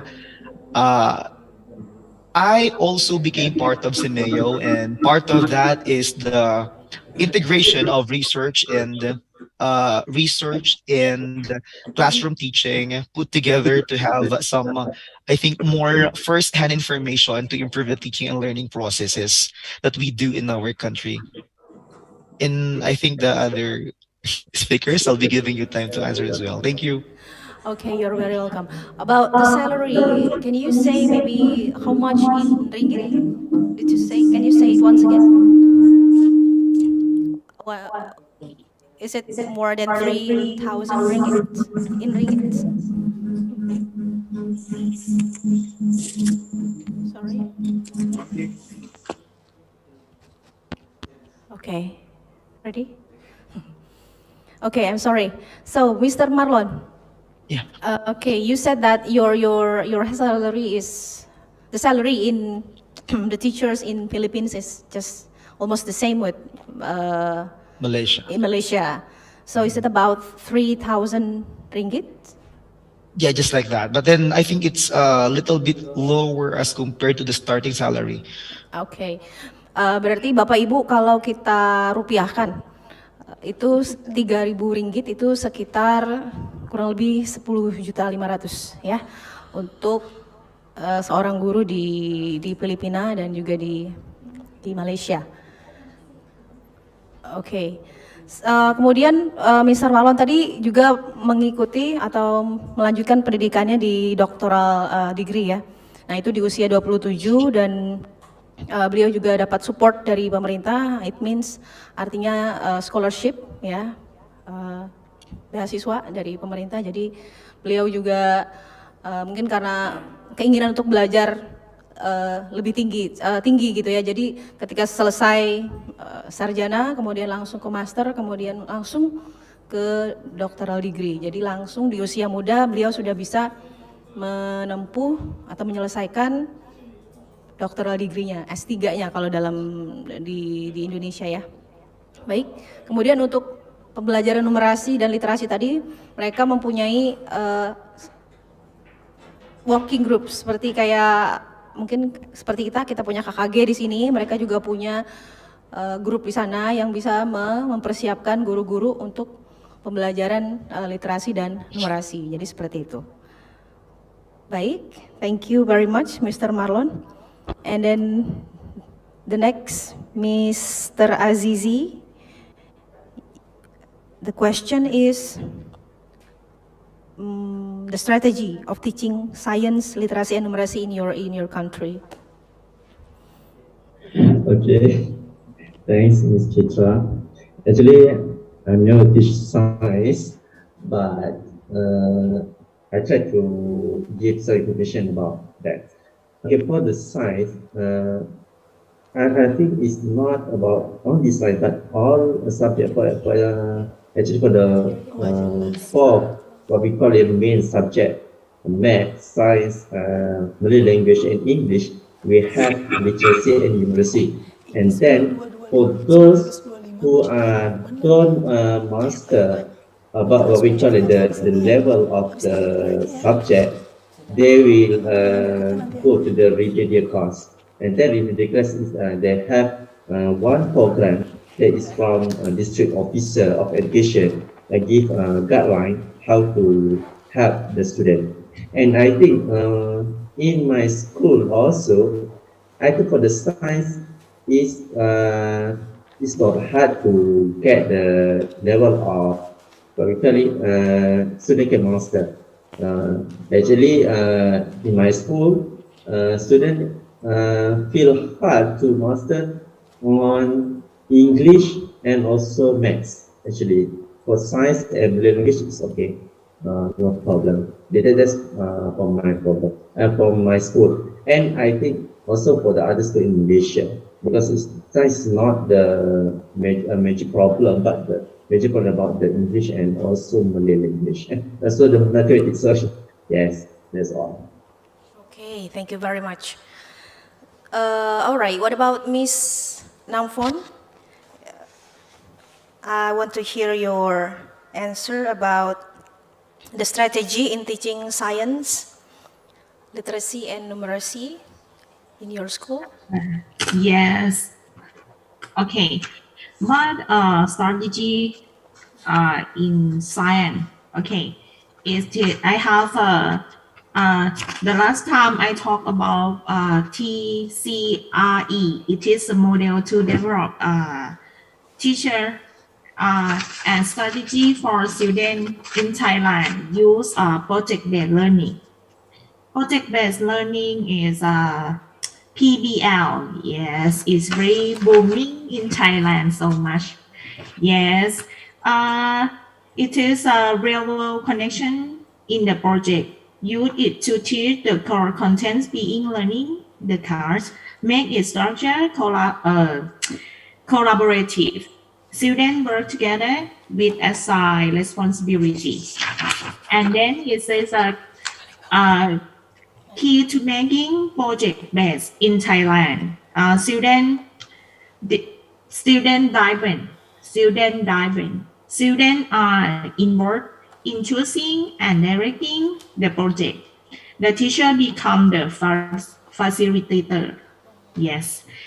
And in Thailand, the new topic discussed for educator, it is evaluation. not evaluation student. It right now the 10 is formative assessment and performance assessment right now in Thailand. It is a 10 in Thailand. Thank you so much. Okay, you're very welcome. So the strategy that I can find, sorry, jadi strategi yang tadi saya dapat dari Miss Namfon itu di sana mereka sekarang lagi booming problem based learning ya. Kalau kita dalam bahasa Indonesia adalah pembelajaran berbasis masalah gitu. Jadi anak-anak diajarkan sesuatu dari masalah, gitu. Dari sebuah masalah, kemudian mereka menemukan solusi, kemudian dari solusi itu mereka menemukan sebuah cara dan sebuah kepastian dari sebuah materi. Jadi mereka punya cara sendiri melalui proses masalah yang diberikan tadi ya, begitu. Secara singkat saya gambarkan seperti tadi Miss Namfon. Kemudian Miss Huang, your idea about the strategic in teaching science or mathematics in your country? Okay, actually I am an English teacher, but I think that the teachings will be the same in all subjects. And in Vietnam, there is the same program system for the both public and private school. And firstly, I must take the time to understand the age and the level of the student.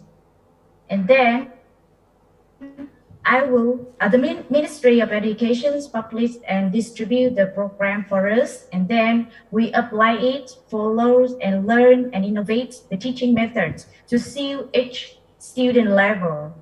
And moreover, we apply modern teaching methods such as CPA, or many are the programs that appropriate to the student and that make them understand more about the subject, like the mathematics or science. I think so. Yeah, that's all about my answer. All right, thank you. Oke, mungkin Mr. Yakin bisa menambahkan? Oh, I see. Oke, ada pertanyaan lagi. Thank you very much, Miss Huang. Ada pertanyaan lagi yang masuk. Mereka menanyakan the salary for all the speakers in the country as a teacher. Your salary as a teacher in your country. Is that okay? Your salary. Yeah, about my salary, Okay. right? So all of the speaker, that's the question. Many questions that asking about salary. Yeah, let me answer first. Yes, in Vietnam, I think that the salary is not quite high, but I think it is appropriate or suitable with my living. Okay. Maybe you can, if you don't mind to say in dollars, how many dollars? Everybody can say in dollars, I think. Yeah, let me see in dollars. Because you know that the salary in our country is maybe up to the years I dedicate to the educations, right? Yeah, understand? Yeah. Yeah. Based on the education, I see. So the salary in Vietnam, penggajian di Vietnam itu ternyata Bapak Ibu dia berdasarkan dari level pendidikannya, begitu ya. Jadi kalau di Vietnam kita bisa simpulkan bahwa salary yang diterima oleh seorang guru adalah berdasarkan dari level of education, berdasarkan dari tingkat pendidikan mereka, begitu. Baik. What about from Thailand? What about Ms. Namfon? Maybe you can say your salary or teacher salary in Thailand in USD. USD, I'm not sure. I calculate. All right. We are waiting, no problem. Yes. Okay. Salary in Thailand is based on the position. Yes, based on the position. When you does not have the position, it's five position. Right now, I say is the third. Okay. Is how the 5 position is you can same like the stress there. Okay, right now I I say is 3. Okay, it is in ringgit, in ringgit, Malaysia, 5,400. I'm not sure in. Okay. Is it in USD? 5,000 Ringgit. in ringgit? No, in ringgit. Yes, okay, I try. Wow. 5,400 in ringgit. Yeah, that's exactly. It's about, how much is it? Kalau dirupiahkan itu sekitar 18.900.000 satu bulan in rupiah ya. 18.500.000 satu bulan dirupiahkan It seperti is, itu. when you listening, my salary is high salary because of based on Luar position. biasa. When you continue the step is number 4. Okay, you add on Number 4. you add on the money. Okay, but a little bit salary to change every year. Very a little bit to change every year. But when you change position, it is you have a lot of high salary more than in Thailand. Iya, jadi It is a strategy in Thailand because of teacher change every time concentrate to teaching to change the position in Thailand. Not teach on the normal. Okay, find a new strategy. Okay, competition, everything to change the position in Thailand for high salary. Yes. Okay. Alright, thank you. Jadi tadi yang kesimpulan yang bisa diambil dari Miss Namfon adalah di Thailand itu mereka punya 5 tingkatan penggajian untuk seorang guru ya. Dan Miss Namfon tadi kalau tidak salah berada di posisi ketiga atau keempat yang di sana sekitar 5.400 ringgit, berarti itu dirupiahkan itu menjadi kurang lebih 18.900.000 ya. Wow, what a big number for us gitu ya, Miss Namfon. Besar sekali itu buat kita gitu di Indonesia gitu ya. Guru honor. Honorary teacher. Okay, what about honorary teachers? For honorary teachers, maybe you have the idea about the salary for honorary teachers. Not, yeah. Jangan ya Pak, semuanya. Duitnya juga. Okay, actually, I don't know how to say it because for the government teacher, okay, now for me, my salary is now is about when we convert to USD, I've got almost 1,200 USD. Okay, but when you are a teacher, that a fresh graduate, and you be a teacher, and then you can go high until before you retire. So I think in Malaysia, some teacher, ordinary teacher, not get any position. And then the best one is we call it as USAC. USAC is the best one because USAC you can get free car from government. Your telephone bills rebate by government. You have a driver and so on. I think the best one.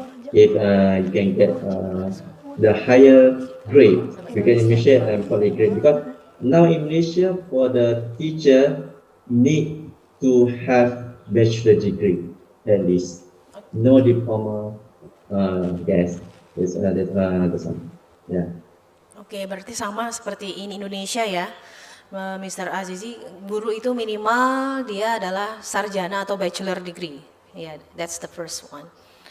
Okay, I'm still curious about the exact number for the salary for honorary teachers because you said in government teacher it's about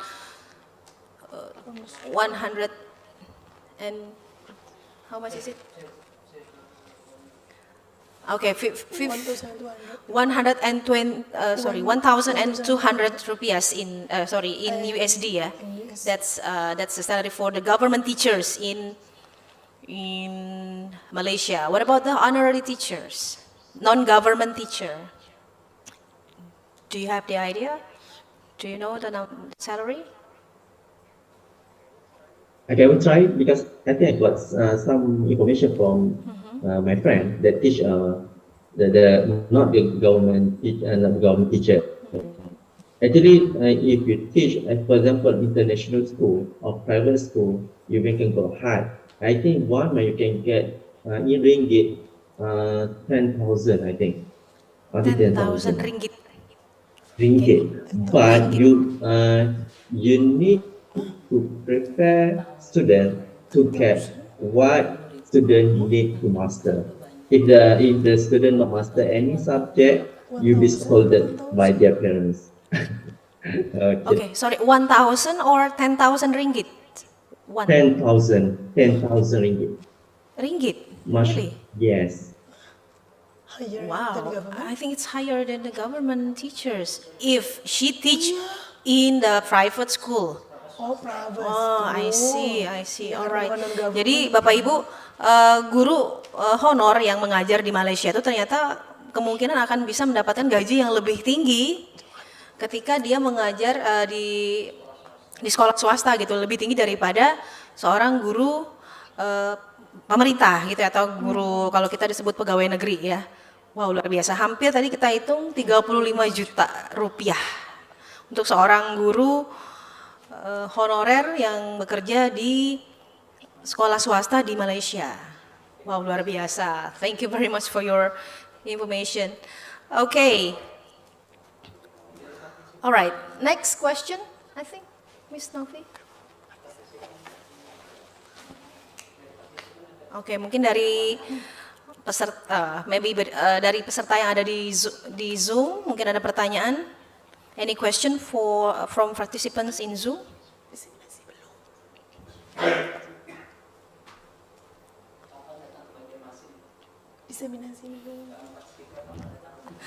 Okay, for all the speakers, maybe this is a free question for me. That when will you come to my city? Maybe someday you want to come to my city, perhaps. Okay. Well, I will give it. If there is no more questions, I will give it back to the moderator, Ms. Nopi, please. Well, thank you so much, Ms. Chitra Ceria. And thank you so much for all speakers from some countries in Southeast Asia countries. Well, actually, this is the end of our meeting for the 4 speakers from Southeast Asia countries. We'd like to say thank you very much for all of you. And hopefully we can meet, face to face. Maybe we will go to your country or maybe you will come to our country. Okay, thank you so much. You may leave this room or you may stay until the last session of our meeting. Thank you so much, Ms. Nampon, Mr. Azizi, and then Ms. Wang and Mr. Marlon. Thank you. Okay, thank you everyone.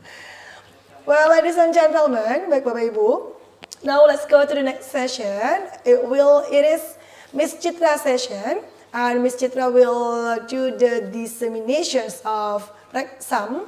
Jadi Miss Chitra akan melakukan diseminasi mengenai Reksam yang mana Miss Chitra has just got about 1 month in Malaysia, yang Miss Chitra baru saja dapat di Malaysia selama 1 bulan terakhir ini. Now time is yours, Miss Chitra Ceria. Okay, thank you very much. So, may I share my screen first?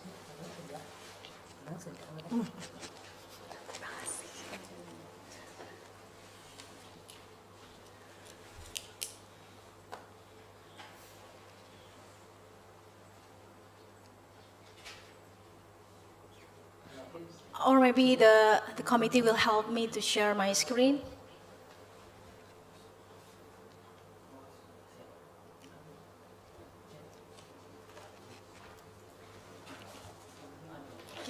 me to share my screen?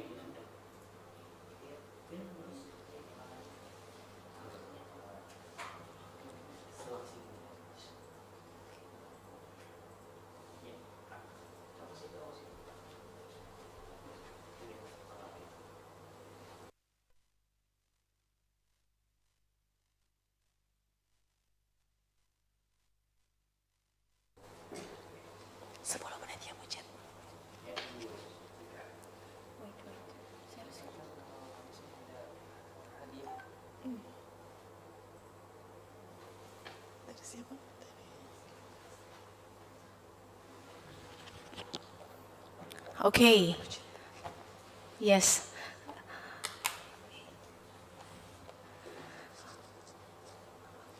All right. Is everybody can see my screen? Semua sudah melihat ini ya tampilan slide-nya. Okay, so first of all, I would like to say Alhamdulillah, my highest gratitude to my God, Allah Subhanahu wa Ta'ala, so I could be here in this wonderful sharing session, even though only by online meeting.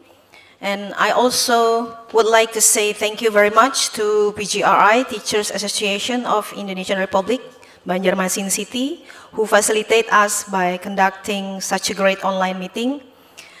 With our different and special guests today, my friends, from Southeast Asia countries, from Malaysia, Philippines, Thailand, and Vietnam. If I may tell everybody here, Mr. Marlon, Mr. Azizi, Ms. Huang, Ms. Namfon, and I met in a very great program of Senior Exam that is a regular course last August. We learned, studied, and finished our project work together in Penang, Malaysia, and I felt so grateful and lucky to be chosen as one of participants from Indonesia to join that program. And of course, it was to be one of my unforgettable experiences. So last time I joined mathematics class, which doesn't mean that I am expert in mathematics. Jadi kemarin itu saya mengikuti kelas matematika, bukan berarti saya ahli dalam matematika Bapak Ibu, namun saya merasa bahwa saya harus belajar lagi untuk matematika karena background pendidikan saya adalah bukan seorang guru matematika tapi dari bahasa gitu ya. Jadi saya perlu belajar lagi untuk matematika ini guna mengajarkan ke siswi saya di SD begitu.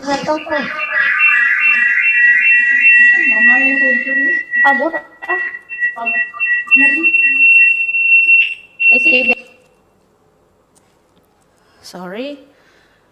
Baik, jadi tadi saya bersama keempat speaker itu dipertemukan dalam sebuah program.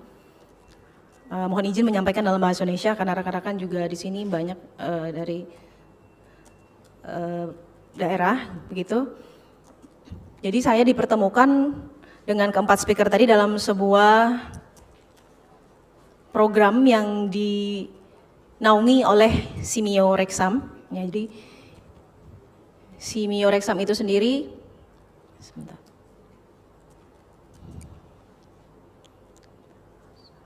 adalah sebuah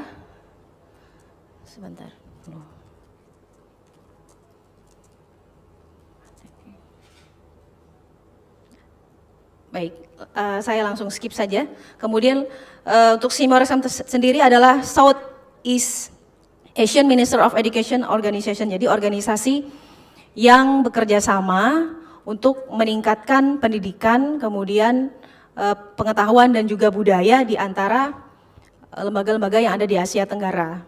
Kementerian-kementerian pendidikan yang ada di Asia Tenggara, dia membentuk sebuah kerjasama regional untuk meningkatkan atau mempromosikan pendidikan itu, kemudian juga budaya dari negara-negara yang tergabung di dalamnya. Nah, di sini bisa dilihat bersama ada peta dari Asia Tenggara, jadi negara-negara yang tergabung di dalam Southeast Asia countries.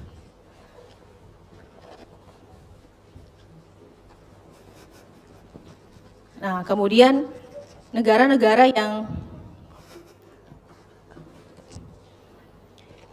berasosiasi itu ada Australia, Kanada, kemudian Prancis, Jerman, Belanda, Spanyol, Amerika, dan Inggris. Ada beberapa regional center, mungkin kita bisa sebut dengan pusat pelatihan yang di bawah naungan Simio itu sendiri ya.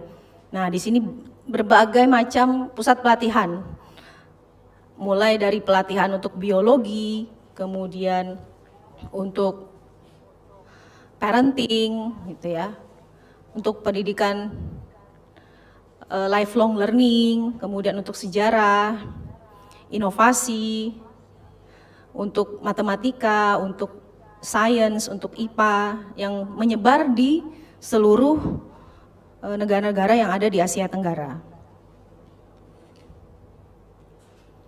Nah, kebetulan kemarin saya mendapat kesempatan untuk belajar di Penang, Malaysia. Nah, itu sebuah kesempatan yang luar biasa bagi saya untuk mengikuti belajar di Penang, Malaysia tentang Mathematics and Science. Namun di sana saya memasuki kelas Mathematics.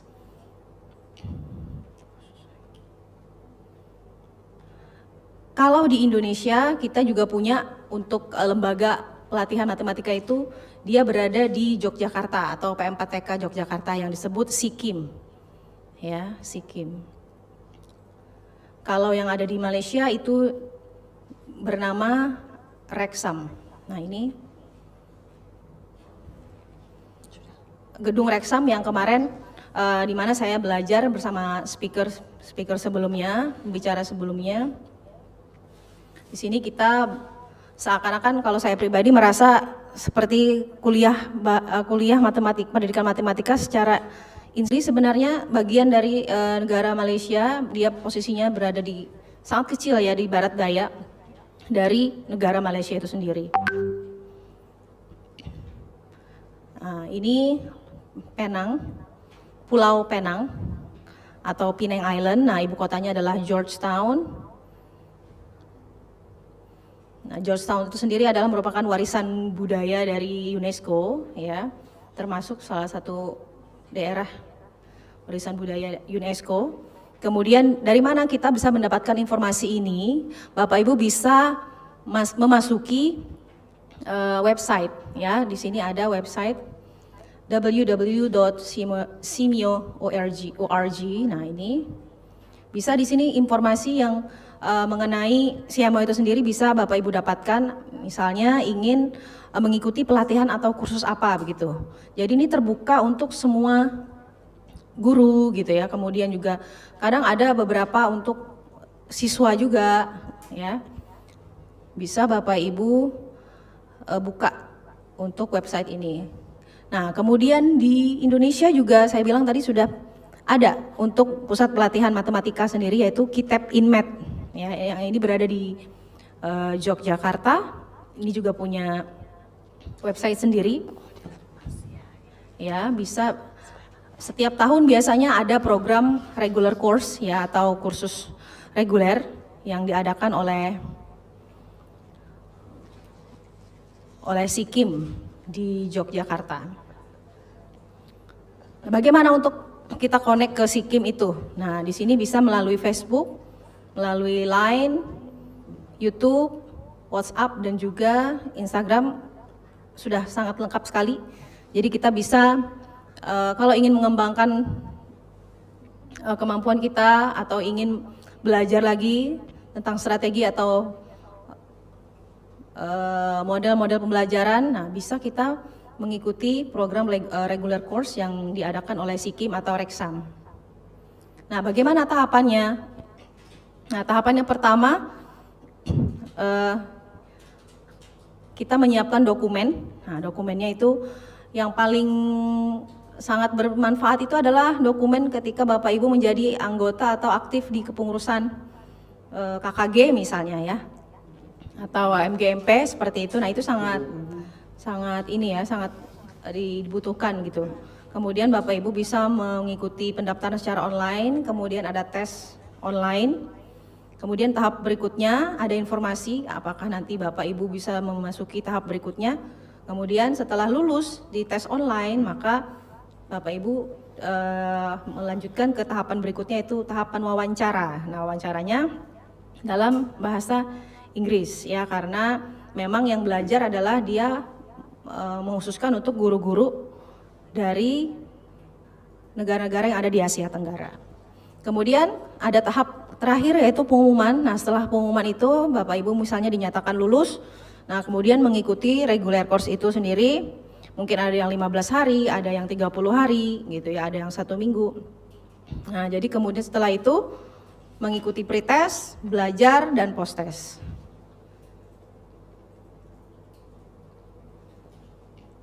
Nah, setelah selesai, Bapak Ibu akan mendapatkan sebuah sertifikat, Anda sudah menyelesaikan kursus di sana atau belajar di sana.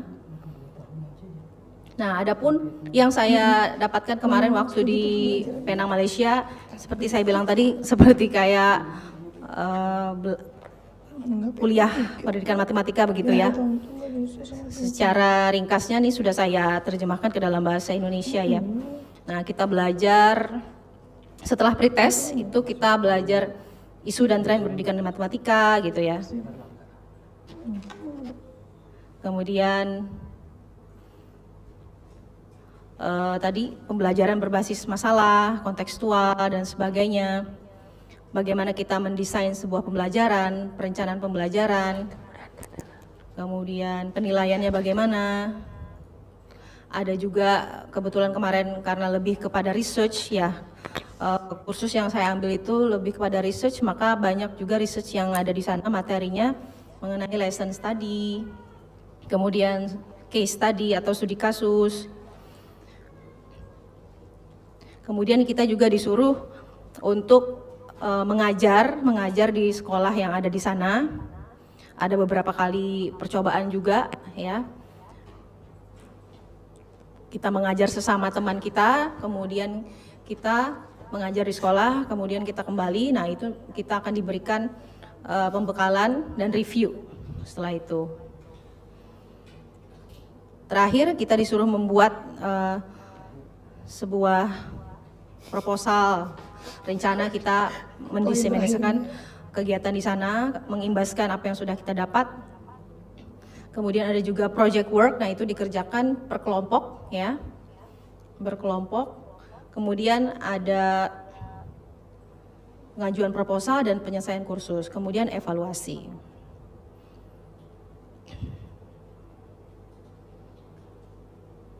Nah, secara singkat ini adalah jadwal yang kemarin saya terima untuk selama belajar di situ. Jadi kita belajarnya mulai pagi dari jam 8.30 ya sampai sekitar jam 4.30 atau jam 4:30, bisa juga sampai jam 5 sore, dan itu full setiap hari ya. Karena ini seperti saya bilang tadi, belajar pendidikan matematika secara instan, jadi kayak semuanya itu dipadatkan. Nah, untuk pesertanya karena ada 2 kelas, itu ada kelas matematika dan kelas IPA. Nah, jadi Miss Namfon Sresi dari Thailand tadi adalah dia berasal dari kelas IPA ya. Dan saya kebetulan masuk di kelas matematika bersama Mr. Marlon, Miss Huang, dan Mr. Azizi. Kemudian outputnya setelah dari sana kita menghasilkan project work, kemudian proposal diseminasi yang harus kita selesaikan. Kemudian setelah itu pada saat penutupan, Bapak Ibu nanti akan mendapatkan sebuah sertifikat. Nah, pada saat pembukaan sekilas gambaran kegiatan di sana, ini tentu dihadiri oleh pengajar-pengajar, kita bilang guru ya, teachers di situ, dan seluruh peserta berjumlah kurang lebih 37 peserta di sana dari 8 negara yang tergabung di Asia Tenggara. Ini pembimbing saya, kebetulan pembimbingnya dari Thailand, Dr. Wara. Beliau sangat-sangat baik dan sangat interaktif juga, luar biasa. Kemudian fasilitatornya juga ada 6 fasilitator pengajarnya, ada Dr. Gan, Dr. Wan, Dr. Kamala, Dr. Teh, Dr. Tong Ying Lee. Nah, kegiatan belajar di situ sangat menyenangkan, Bapak Ibu. Tentu berbeda dengan yang mungkin sudah pernah saya ini. Seperti berasa kita tuh semua sama gitu. Kita sama-sama belajar berkelompok, membuat kita bersemangat begitu ya. Meskipun kadang banyak hal-hal yang justru kita tidak atau sulit untuk mengerti juga, karena kita juga semua bukan hanya berasal dari pendidikan matematika ya. Karena banyak juga dari backgroundnya bukan dari matematika, jadi kita belajar sama-sama di situ. Banyak diskusi tentu, banyak praktek juga. Ini gambaran kegiatan di situ, presentasi juga selalu ada hampir setiap hari. Bisa dilihat di sini. Nah, kemudian kita langsung ke sekolah. Sekolah Kebangsaan Mindenheid. Nah, di situ sekolah yang sudah dikatakan sekolahnya cukup bagus. Kita praktek di situ, kan pembelajaran. Pada saat penutupan kita di sana disuruh memakai atau mengenakan pakaian tradisional kita, ya. Jadi sangat menyenangkan, kita bisa melihat juga dari negara-negara lain itu menggunakan baju daerah masing-masing ya, seperti itu. Dan dari Batam, dan alhamdulillah saya dari Kalimantan bisa mewakili Kalimantan Selatan. Ini teman kelompok belajar ya. Kelompok belajar ini dari awal sampai akhir itulah kelompok belajar kita gitu ya. Dan kelompok belajar ini juga diwakili oleh masing-masing negara. Jadi saya tidak bisa sekelompok dengan teman saya dari Indonesia begitu. Ini teman sekamar saya, sekedar untuk memotivasi Bapak Ibu bahwa ketika kita belajar di luar gitu ya, kita bukan hanya mendapatkan ilmu saja, tentu ilmu sudah nomor 1 ya. Nah, selebihnya kita mendapatkan pengalaman yang luar biasa, kemudian mendapatkan teman-teman baru lagi ya. Ini teman sekamar saya selama 1 bulan di sana. Miss Tararat Duang Kumbut, susah sekali menyebutkan namanya, namun dia punya nama pendek sendiri, Miss Kom. Jadi enak untuk dipanggil ya, Miss Kom. Oke, ini teman baru saya ya. Jadi course yang saya ikuti ini adalah batch pertama, artinya angkatan pertama. Jadi silahkan nanti siapa tahu ada Bapak Ibu yang juga ingin mengikuti kegiatan ini, silahkan ya. Mungkin nanti akan ada batch kedua lagi. Nah, jadi ini batch pertamanya sudah terlaksana di bulan Agustus tadi. Nah, video dan foto kegiatan bisa dilihat dari awal hingga akhir, itu ada di YouTube saya, Citra Ceria. Baik, sepertinya itu saja yang bisa saya sampaikan untuk sesi kali ini. Saya ucapkan terima kasih atas kesempatan yang diberikan oleh host kita. Terima kasih atas perhatiannya. Thank you for your attention. You're welcome. Terima kasih Miss Citra Ceria. Bapak Ibu, tadi kita belum baik, bisa terdengar suara saya? Baik Bapak Ibu, tadi adalah penyampaian dari Miss Citra Ceria, yang mana tadi kami belum sempat membacakan mengenai CV beliau. Di mana Miss Citra Ceria ini lahirnya pada 17 September 1986, beliau seorang guru di SDN Sungai Andai 4, tepatnya di Banjarmasin. Kemudian bachelor degree-nya adalah English Education pada 2008 dan master degree-nya adalah Management of Education di 2011. Kemudian bachelor degree berikutnya adalah Primary School Teachers Education pada tahun 2019. Jadi kalau kuliah lagi itu hitungannya udah S3 ya sebenarnya Bu Citra ya. Tapi S1 yang kedua gitu ya. Dan participation-nya adalah Green School Asia Regional Workshop Education for Sustainable Future by UNESCO, Jakarta 2012 dan juga 2013. Kemudian Project on Teachers Capacity Building for Biodiversity Education by UNESCO, Bali 2014. Kemudian The National Green Schools Workshop by UNESCO Jakarta 2015. Course on Teaching Aid in Mathematics Education for Primary School Teacher by Suyameyo Sikim, Jakarta 2016. Course on Joyful Learning in Mathematics Education for Primary School Teacher by Suyameyo Sikim, online, itu ya secara online, 2020. And the last one is regular course on promoting teacher professional development in primary mathematics education through classroom-based research, Penang, Malaysia 2022.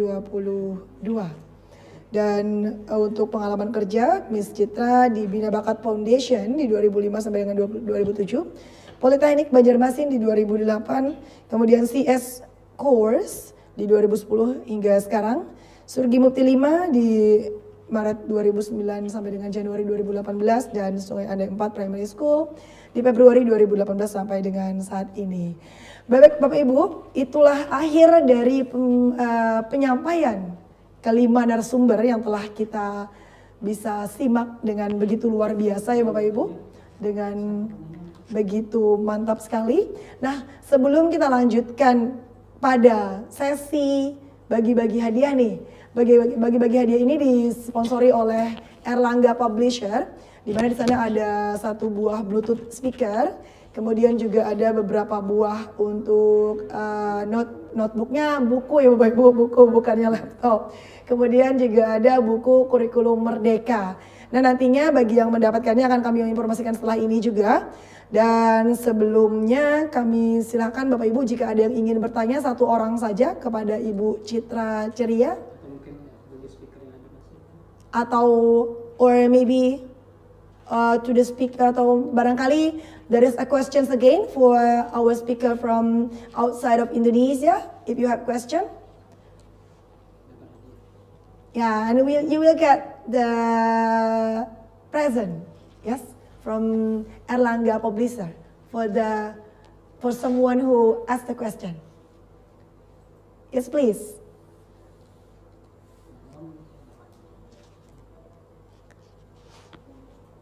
Masih ada kita ya, ini Bapak Mr. Azizi, kemudian masih ada juga Miss Weng, juga masih ada Miss Nampon. Mr. Marlon? Yeah, still with us. Maybe you have question, participants, for those speakers, or maybe for Miss Citra Ceria or for other speaker.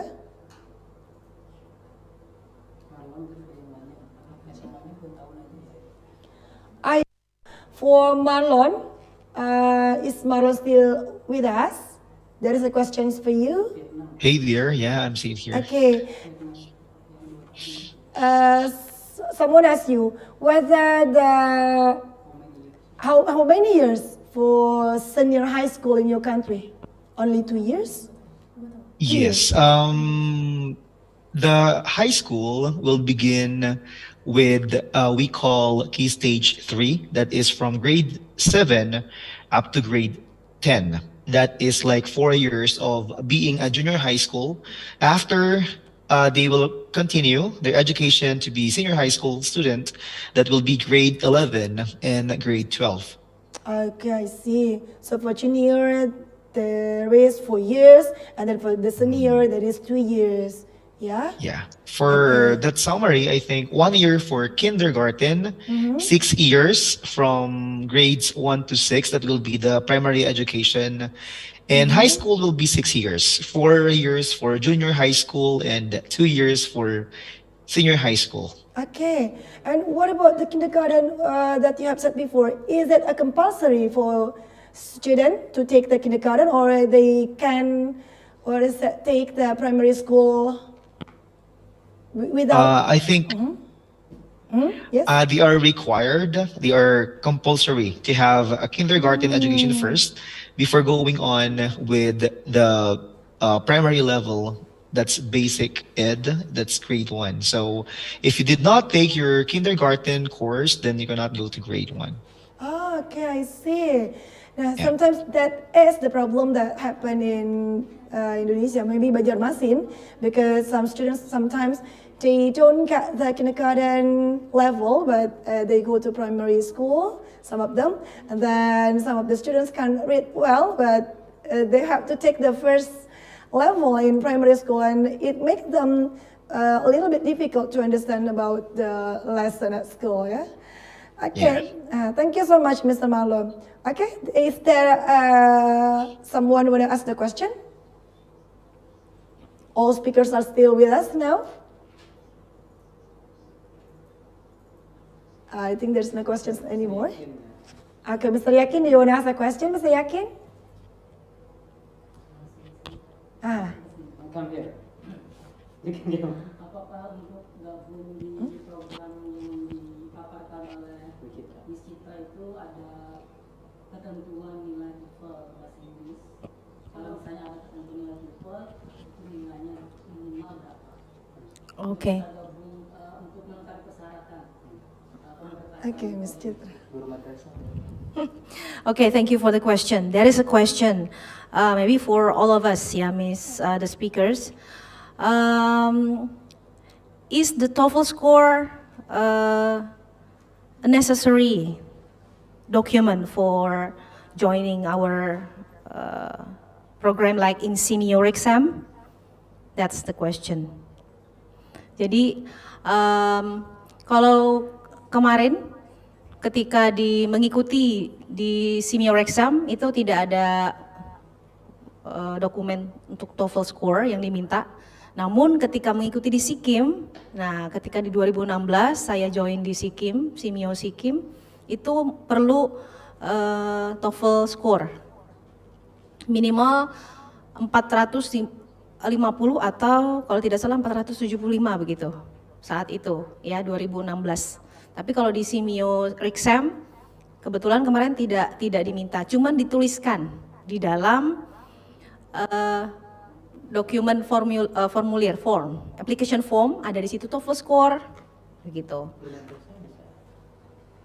Untuk guru madrasah semuanya bisa. Iya. Oke. Jadi semua guru bisa mengikuti program ini. Yang penting sesuai dengan minat yang diinginkan, apa yang ingin kita tingkatkan begitu, karena banyak sekali tadi mungkin tidak bisa saya explain satu-satu ya, karena waktu juga hanya bisa menjelaskan sedikit tentang Reksam dan SIKIM begitu. Jadi Reksam sendiri adalah Regional Center for Education Science and Mathematics begitu. Oke. Okay, Alright, thank you very so much. much Miss Citra Ceria. Oke, baik Bapak Ibu, itu tadi yang telah Miss Citra Ceria sampaikan mengenai bagaimana caranya untuk dapat bergabung ya Bapak Ibu di Sayameo ini. Jadi Sayameo itu kan ada beberapa cabang ya, ada di SIKIM, ada SIKIL, di SIKIS juga ada Reksam tadi. Jadi saya sendiri Bapak Ibu juga pernah mengikutinya, tapi alhamdulillah rezekinya kala itu hanya secara online karena awal-awal pandemi di 2020 yang rencananya tapi itu pelaksanaannya di Jogja. Jadi tergantung kegiatan apa yang kita ikuti. Jadi nanti juga ada serangkaian tesnya Bapak Ibu. Yang penting kita memiliki kemampuan bahasa Inggris tapi tidak terlalu expert banget juga tidak perlu ya Bu Citra. Yang penting kita mampu melewati nilai TOEFL yang memang diharapkan untuk ada nantinya. Dan itu merupakan suatu kebanggaan yang luar biasa juga Bapak Ibu karena pengalaman yang sangat menyenangkan sekali untuk berjumpa rekan-rekan se-Asia Tenggara tentunya. Nah baik Bapak Ibu, kita mau bagi-bagi door prize nih Bu Citra dan Pak Pahdi nih. Ya, tapi sebelumnya kami sampaikan dulu untuk door prize yang pertama untuk Bluetooth speaker itu kami berikan tadi kepada penanya yang ada di YouTube yaitu Bapak Ahmad dari Handil Bakti. Jadi nanti silakan kepada Pak Ahmad dari Handil Bakti. Kita give applause dulu. Oke, selamat Pak Ahmad. Nanti silakan menghubungi kami. Ulun silakan datang di nomor playernya juga sudah ada Bapak, atau nanti datang ke SD kami yang ada di SDN Seberang Masjid 1 pada hari Senin sampai dengan hari Rabu di jam kerja. Silakan nantinya kepada Pak Ahmad dari Handil Bakti. Kita masih memiliki 11 hadiah lainnya. Silakan kepada Bu Citra Ceria untuk memberikan pertanyaan yang bisa menjawab langsung saja Bapak Ibu. Pertanyaannya yang mudah-mudah saja Bu Citra. Okay, because there are so many door prizes, yeah, and we have some question also. Maybe some of you who are lucky, you can answer my questions. The first one for getting one door prize. The first question is, what is SIMIO stand for? Maybe everybody can answer it just typing on the Zoom chat or raise your hand. Oke, apa kepanjangan dari SIMIO, SEAMEO? Oke, sorry. Apa kepanjangan dari SEAMEO? What is SIMIO stand for? Mungkin bisa diketik you can type in the Zoom chat. Apa kepanjangan dari we cannot join, right? SEAMEO? Sangat mudah. Oh, Marlon, you want to answer? Marlon, you want to answer what is SIMIO stand for? Oh. I think I give the prize to those in Indonesia. Okay, thank you. Oh, Southeast Asian Ministers of Education Organization. Okay, the first one. Kayaknya yang pertama ya, yang kita ambil ya. Miss Erlin Susilawati. Is it? One or two persons? Satu atau dua orang? Boleh dua. It's okay. Dua ya. Boleh. Okay, so the first question has answered by Ibu Merlin Susilawati. Erlin Susilawati. Sorry, Erlin Susilawati and Bapak Irwan Karyadi. The Southeast Asia, not without the. Sorry. Let me see. Nah, the first, only Ibu Erlin was right. Southeast Asian Ministers of Education Organization. Only Ibu Erlin. Sorry, the others no. Okay.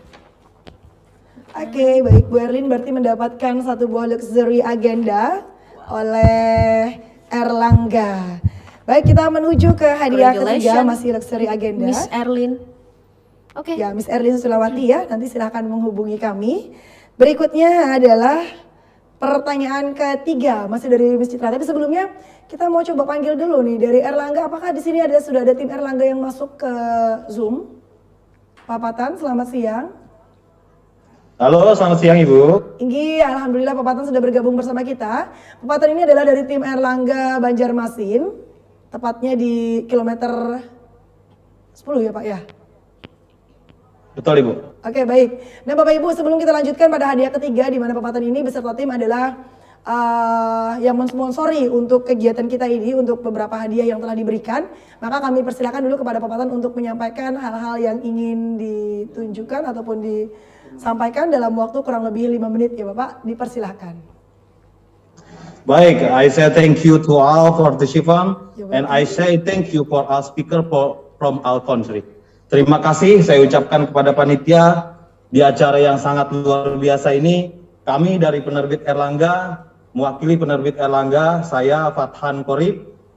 Di acara kegiatan seperti ini saya sangat senang sekali, saya sangat gembira sekali karena pada kegiatan seperti ini kami dari penerbit Erlangga itu bisa untuk merealisasikan visi dan misi kami. Visi dan misi kami adalah melayani ilmu pengetahuan, mencerdaskan anak bangsa. Begitu dari kami. Ibu, terima kasih. Salam. Oke, baik, terima kasih banyak Pak Patan dari tim Erlangga. Jadi Bapak Ibu, alhamdulillah tim Erlangga selalu mensupport kegiatan kita dalam segala hal di bidang pendidikan, di mana kita juga mengetahui bahwa buku Erlangga adalah buku yang luar biasa, yang begitu lengkap sekali. Yang mana di dalam buku Erlangga ini kami sering menyebutnya sebagai buku yang berbicara sendiri Bapak Ibu. Kenapa kami sebut demikian? Karena di buku kurikulum Merdeka ini di sana ada barcode Bapak Ibu yang bisa Bapak Ibu tembak langsung. Kemudian juga di sana bukunya itu bisa menjelaskan sendiri mengenai apa yang ada di dalam buku itu. Nah, jadi kehebatan-kehebatan dari buku Erlangga ini itu sangat luar biasa sekali. Nah, untuk Pak Patan semoga sukses dengan tim Erlangganya dan kami akan lanjutkan dengan pertanyaan ketiga. Mungkin Pak Patan yang ingin memberikan pertanyaan untuk pertanyaan ketiga.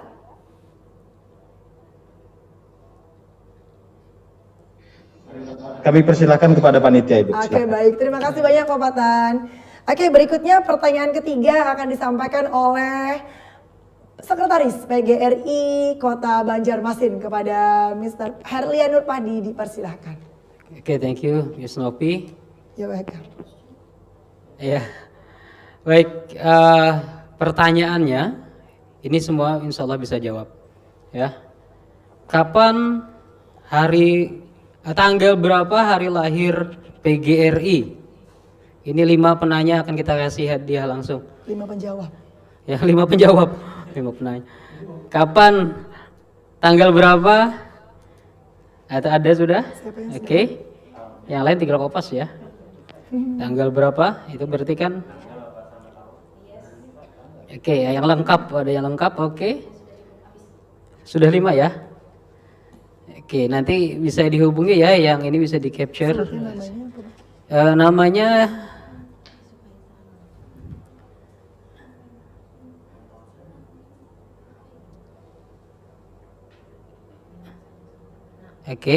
Irma Rianti, Mahendra, kemudian Helma, Iwan Karyadi sudah ya? Belum. Tadi belum ya? Oke, Iwan Karyadi dan Triyanti. Oke, berapa lagi? Masih ada 5, mungkin dari para speaker from. Ya. Ya. From the speakers, you can ask the participant to get their prize. Maybe about your country, your landmark country. You have landmark in your country? All right, allow me, Mr. Azizi, maybe you have question for the participants to get another door prize. Each of you maybe can prepare one question. Mr. Azizi, Ms. Namfon, Mr. Marlon, and also Ms. Huang, you can prepare one question for all the participants. One question, one person. Question, please. The simple one, the simple one. Question. Because we still have about 5 door prizes simple. to be given. Okay.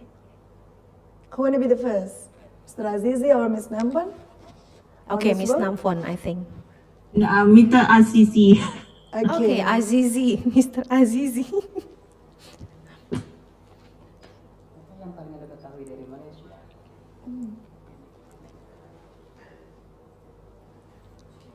Okay, I will try. Okay, my question is just simple. Can give the full name of SJKC? SGTC. Yes, SJKC. The acronym of it. Yeah. Kepanjangan SJTC. Okay, what is SJTC? Stand for, begitu ya? Yeah. Is it right? Apa kepanjangan dari SJTC. SJTC? Silakan Bapak Ibu, siapa yang ingin menjawab boleh langsung diaktifkan mikrofonnya atau boleh melalui chat. Kalau STMJ tahu semua ya. SJTC. What does it stand for? What is SJTC stand for? Is there anyone who can answer it?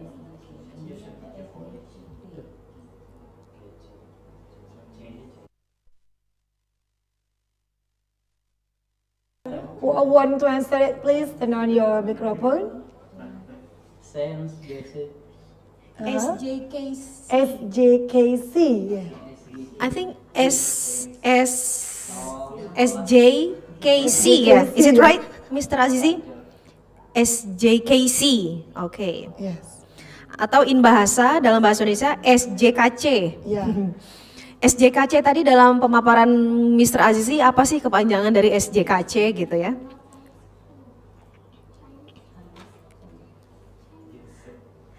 Ada yang menjawab Saint Joseph's Teachers College? Is it true, Mr. Ajiji? Not yet. No. Not yet the answer. Belum menjadi jawaban. Okay. Belum. The next. Ada lagi? Sekolah jenis kebangsaan China. Wow, is it right, Mr. Azizi? Yeah. Wey, congratulations! Thank you. Wow, you got door prize, Thank you, Miss Sri Hadijah. Sri Hadijah. Mahendra, Mr. Mahendra, sekolah jenis kebangsaan China. Wow, Mahendra tadi congratulations ya. Mahendra tadi sudah tidak apa-apa ya? Yang pertanyaan Bapak tadi, Mahendra. Sudah ya, Mahendra sudah. Sudah. Already, sorry, Mr. Mahendra, you have got the door prize already. Is it okay, Mr. Fahdi? Nggak apa-apa ya. Oke, Fine, okay. Tapi ini ada juga nih, Chinese National Type School. It's okay lah. It's okay lah katanya. It's okay lah gitu. Okay, thank you Chinese so much, National Mr. Type School. Gigi. Now let's go to the next speaker. The next question, Thank please. you for the question, Ms. Azizi. We got one The next question from more winner. Mr. Nampon, maybe, or Miss. Mr. Marlon, Well, you have question? Okay. I have a question. Give 5 countries, at least 5, in Southeast Asia. Okay. Give at least 5 countries. Ya, 5 tuliskan countries 5 Yeah. yang ada di Asia in Tenggara. Southeast Asia. Wow, gampang banget. Ayo Bapak In Ibu. Southeast Asia. Come on, Ini Bapak mudah Ibu. sekali. 5 Wait on your countries. microphone, Bapak Ibu. Come on, typing. Mikrofonnya jangan-jangan dikunci nih. Mikrofonnya dikunci ya, Bu Citra. Mikrofonnya dikunci tidak untuk all participants. Or participant, you can raise your hand. Oh, Siapa? Malaysia. Wah, how many? At least 5, so it's okay. Karena ini 5. semua sepeda. 5 or more, but Okay. it's 5. It's okay. Oke. Oke. Sebutkan saja ya Bapak Ibu semua negara speaker yang ada di sini ya. 5 nih jumlahnya. Berapa peserta yang kita minta Pak Hadi untuk Satu saja. Satu saja. Only one? Ya. Malaysia. Anissa. Berapa habisnya? Masih ada 3 lagi, berarti pertanyaan yang berikutnya. Sudah dapat Anissa Nurbaiti. Ese? Anissa Nurbaiti ya. Namanya siapa? Oke, Anissa Nurbaiti ya.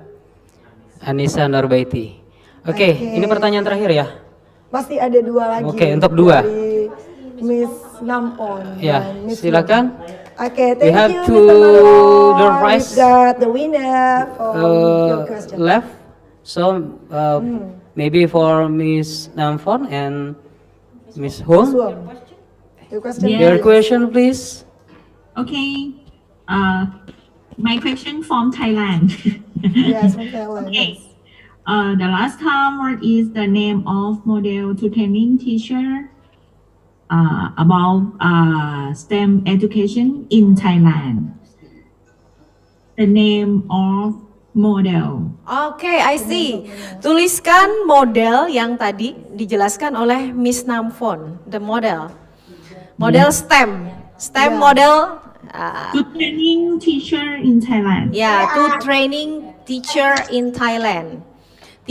Model, apa nama modelnya yang diajarkan Yeah. Miss Nampon untuk mengajarkan STEM di Thailand. Ya.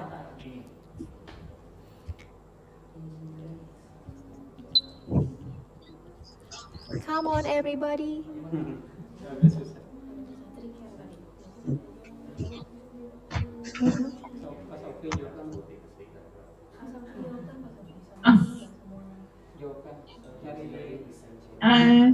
Engineering design challenge, it is that's not the name of model. Yes. Engineering design challenge? Not yet, right? I think. Not yet. Not yet. Not yet. The name of Not yet model. the answer. The name of the model. Names of the models. Nama model yang diajarkan Miss Namfon tadi untuk mentraining guru-guru di Thailand tentang STEM. Ya, wow. 3CRE, is it right? Is it right, Miss Namfon? 3CRE? It's alright. Okay, thank you. congratulations. Hadijah. Sri Hadijah. Miss Sri Hadijah. Oh sorry, Siti Siti Hadijah. Hadijah. Okay, next. Okay. From The last one from Miss Huang from Vietnam. Please, your question. Yes, my question is very easy for you to have the present. Yeah. Okay. Yes, and my question is about our educations. Is preschool education system compulsory for students? Preschool. Compulsory Yeah. in Thailand. Apakah Is the kindergarten ya school apakah compulsory for students? taman kanak-kanak atau playgroup itu Compulsory for students. wajib di Vietnam begitu ya? Ya? Jawabannya berarti yes and no ya. Yeah. Yes or no. Kindergarten, right? Is it compulsory? Is it compulsory in Vietnam? Apakah sekolah taman kanak-kanak itu kewajiban di Vietnam? Harus gitu loh. So, please type your answer. Compulsory, Hasmi Muzaki. Yes. Wow. Is it? Himalini Alviana, yes. Okay, which one? Himalini Alpiana, yes. Terus siapa yang duluan? And then compulsory. Siapa yang lebih dulu? Hilmalini Alviana. Okay, Hilmalini ya. Regulation, is it right, Miss Wang? Yes, is it it is compulsory ya in Okay, Vietnam. thank you so Kindergarten is a much. must. Harus di Vietnam tuh TK tuh harus begitu ya. Okay. Okay, no. Alright, I'll give it back to Miss Novi. Thank you. Okay, thank you, Mr. Marlon, Mr. Ajizi, Miss Nampon, Miss Wong, for your time. Keep you healthy and always success for you. Okay, thank you so much. I still have it. This one. Thank you so much for all speakers from Thailand, Vietnam, Filipina, and Malaysia. Thank you so much. Okay, please don't go to this room first. We'll get the picture first. Please keep your best smile for all speakers. Kamera. Sudah di please ya? 1, 2. Oke. Okay. Yes, thank you so much and see you. Baik Bapak Ibu, terima kasih banyak juga atas kesediaan Bapak Ibu bergabung di sini. Terima kasih banyak kepada tim Erlangga yang telah memfasilitasi kita dengan hadiah pada hari ini. Mohon maaf atas segala salah hilaf. Terima kasih banyak juga kepada STKIP Banjarmasin. Terima kasih banyak juga kepada pengurus dari PGRI Kota Banjarmasin dan juga dari beberapa kota ataupun provinsi yang ada di South Kalimantan. Sampai jumpa di webinar-webinar lainnya, insya Allah akan kembali kita adakan. Semoga menjadi sesuatu yang berkah dan juga membuat kita menjadi seseorang guru yang lebih baik lagi. Thank you so much. Assalamualaikum warahmatullahi wabarakatuh. Thank you. Bye. See you. Thank you, thank you. Lagu ya.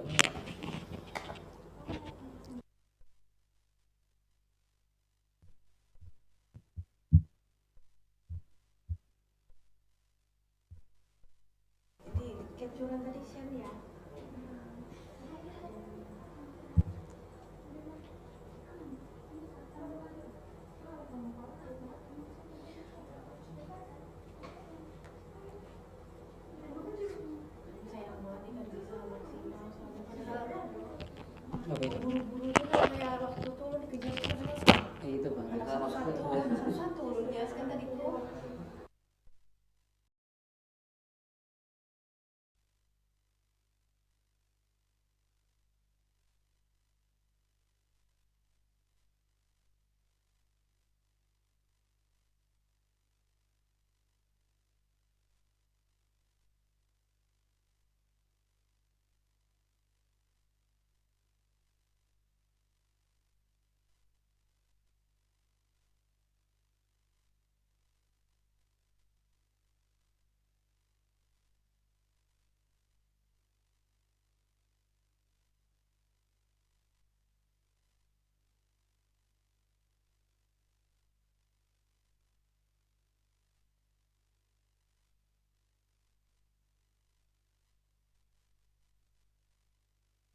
Berapa gram lu ngirim paket ke gua tuh?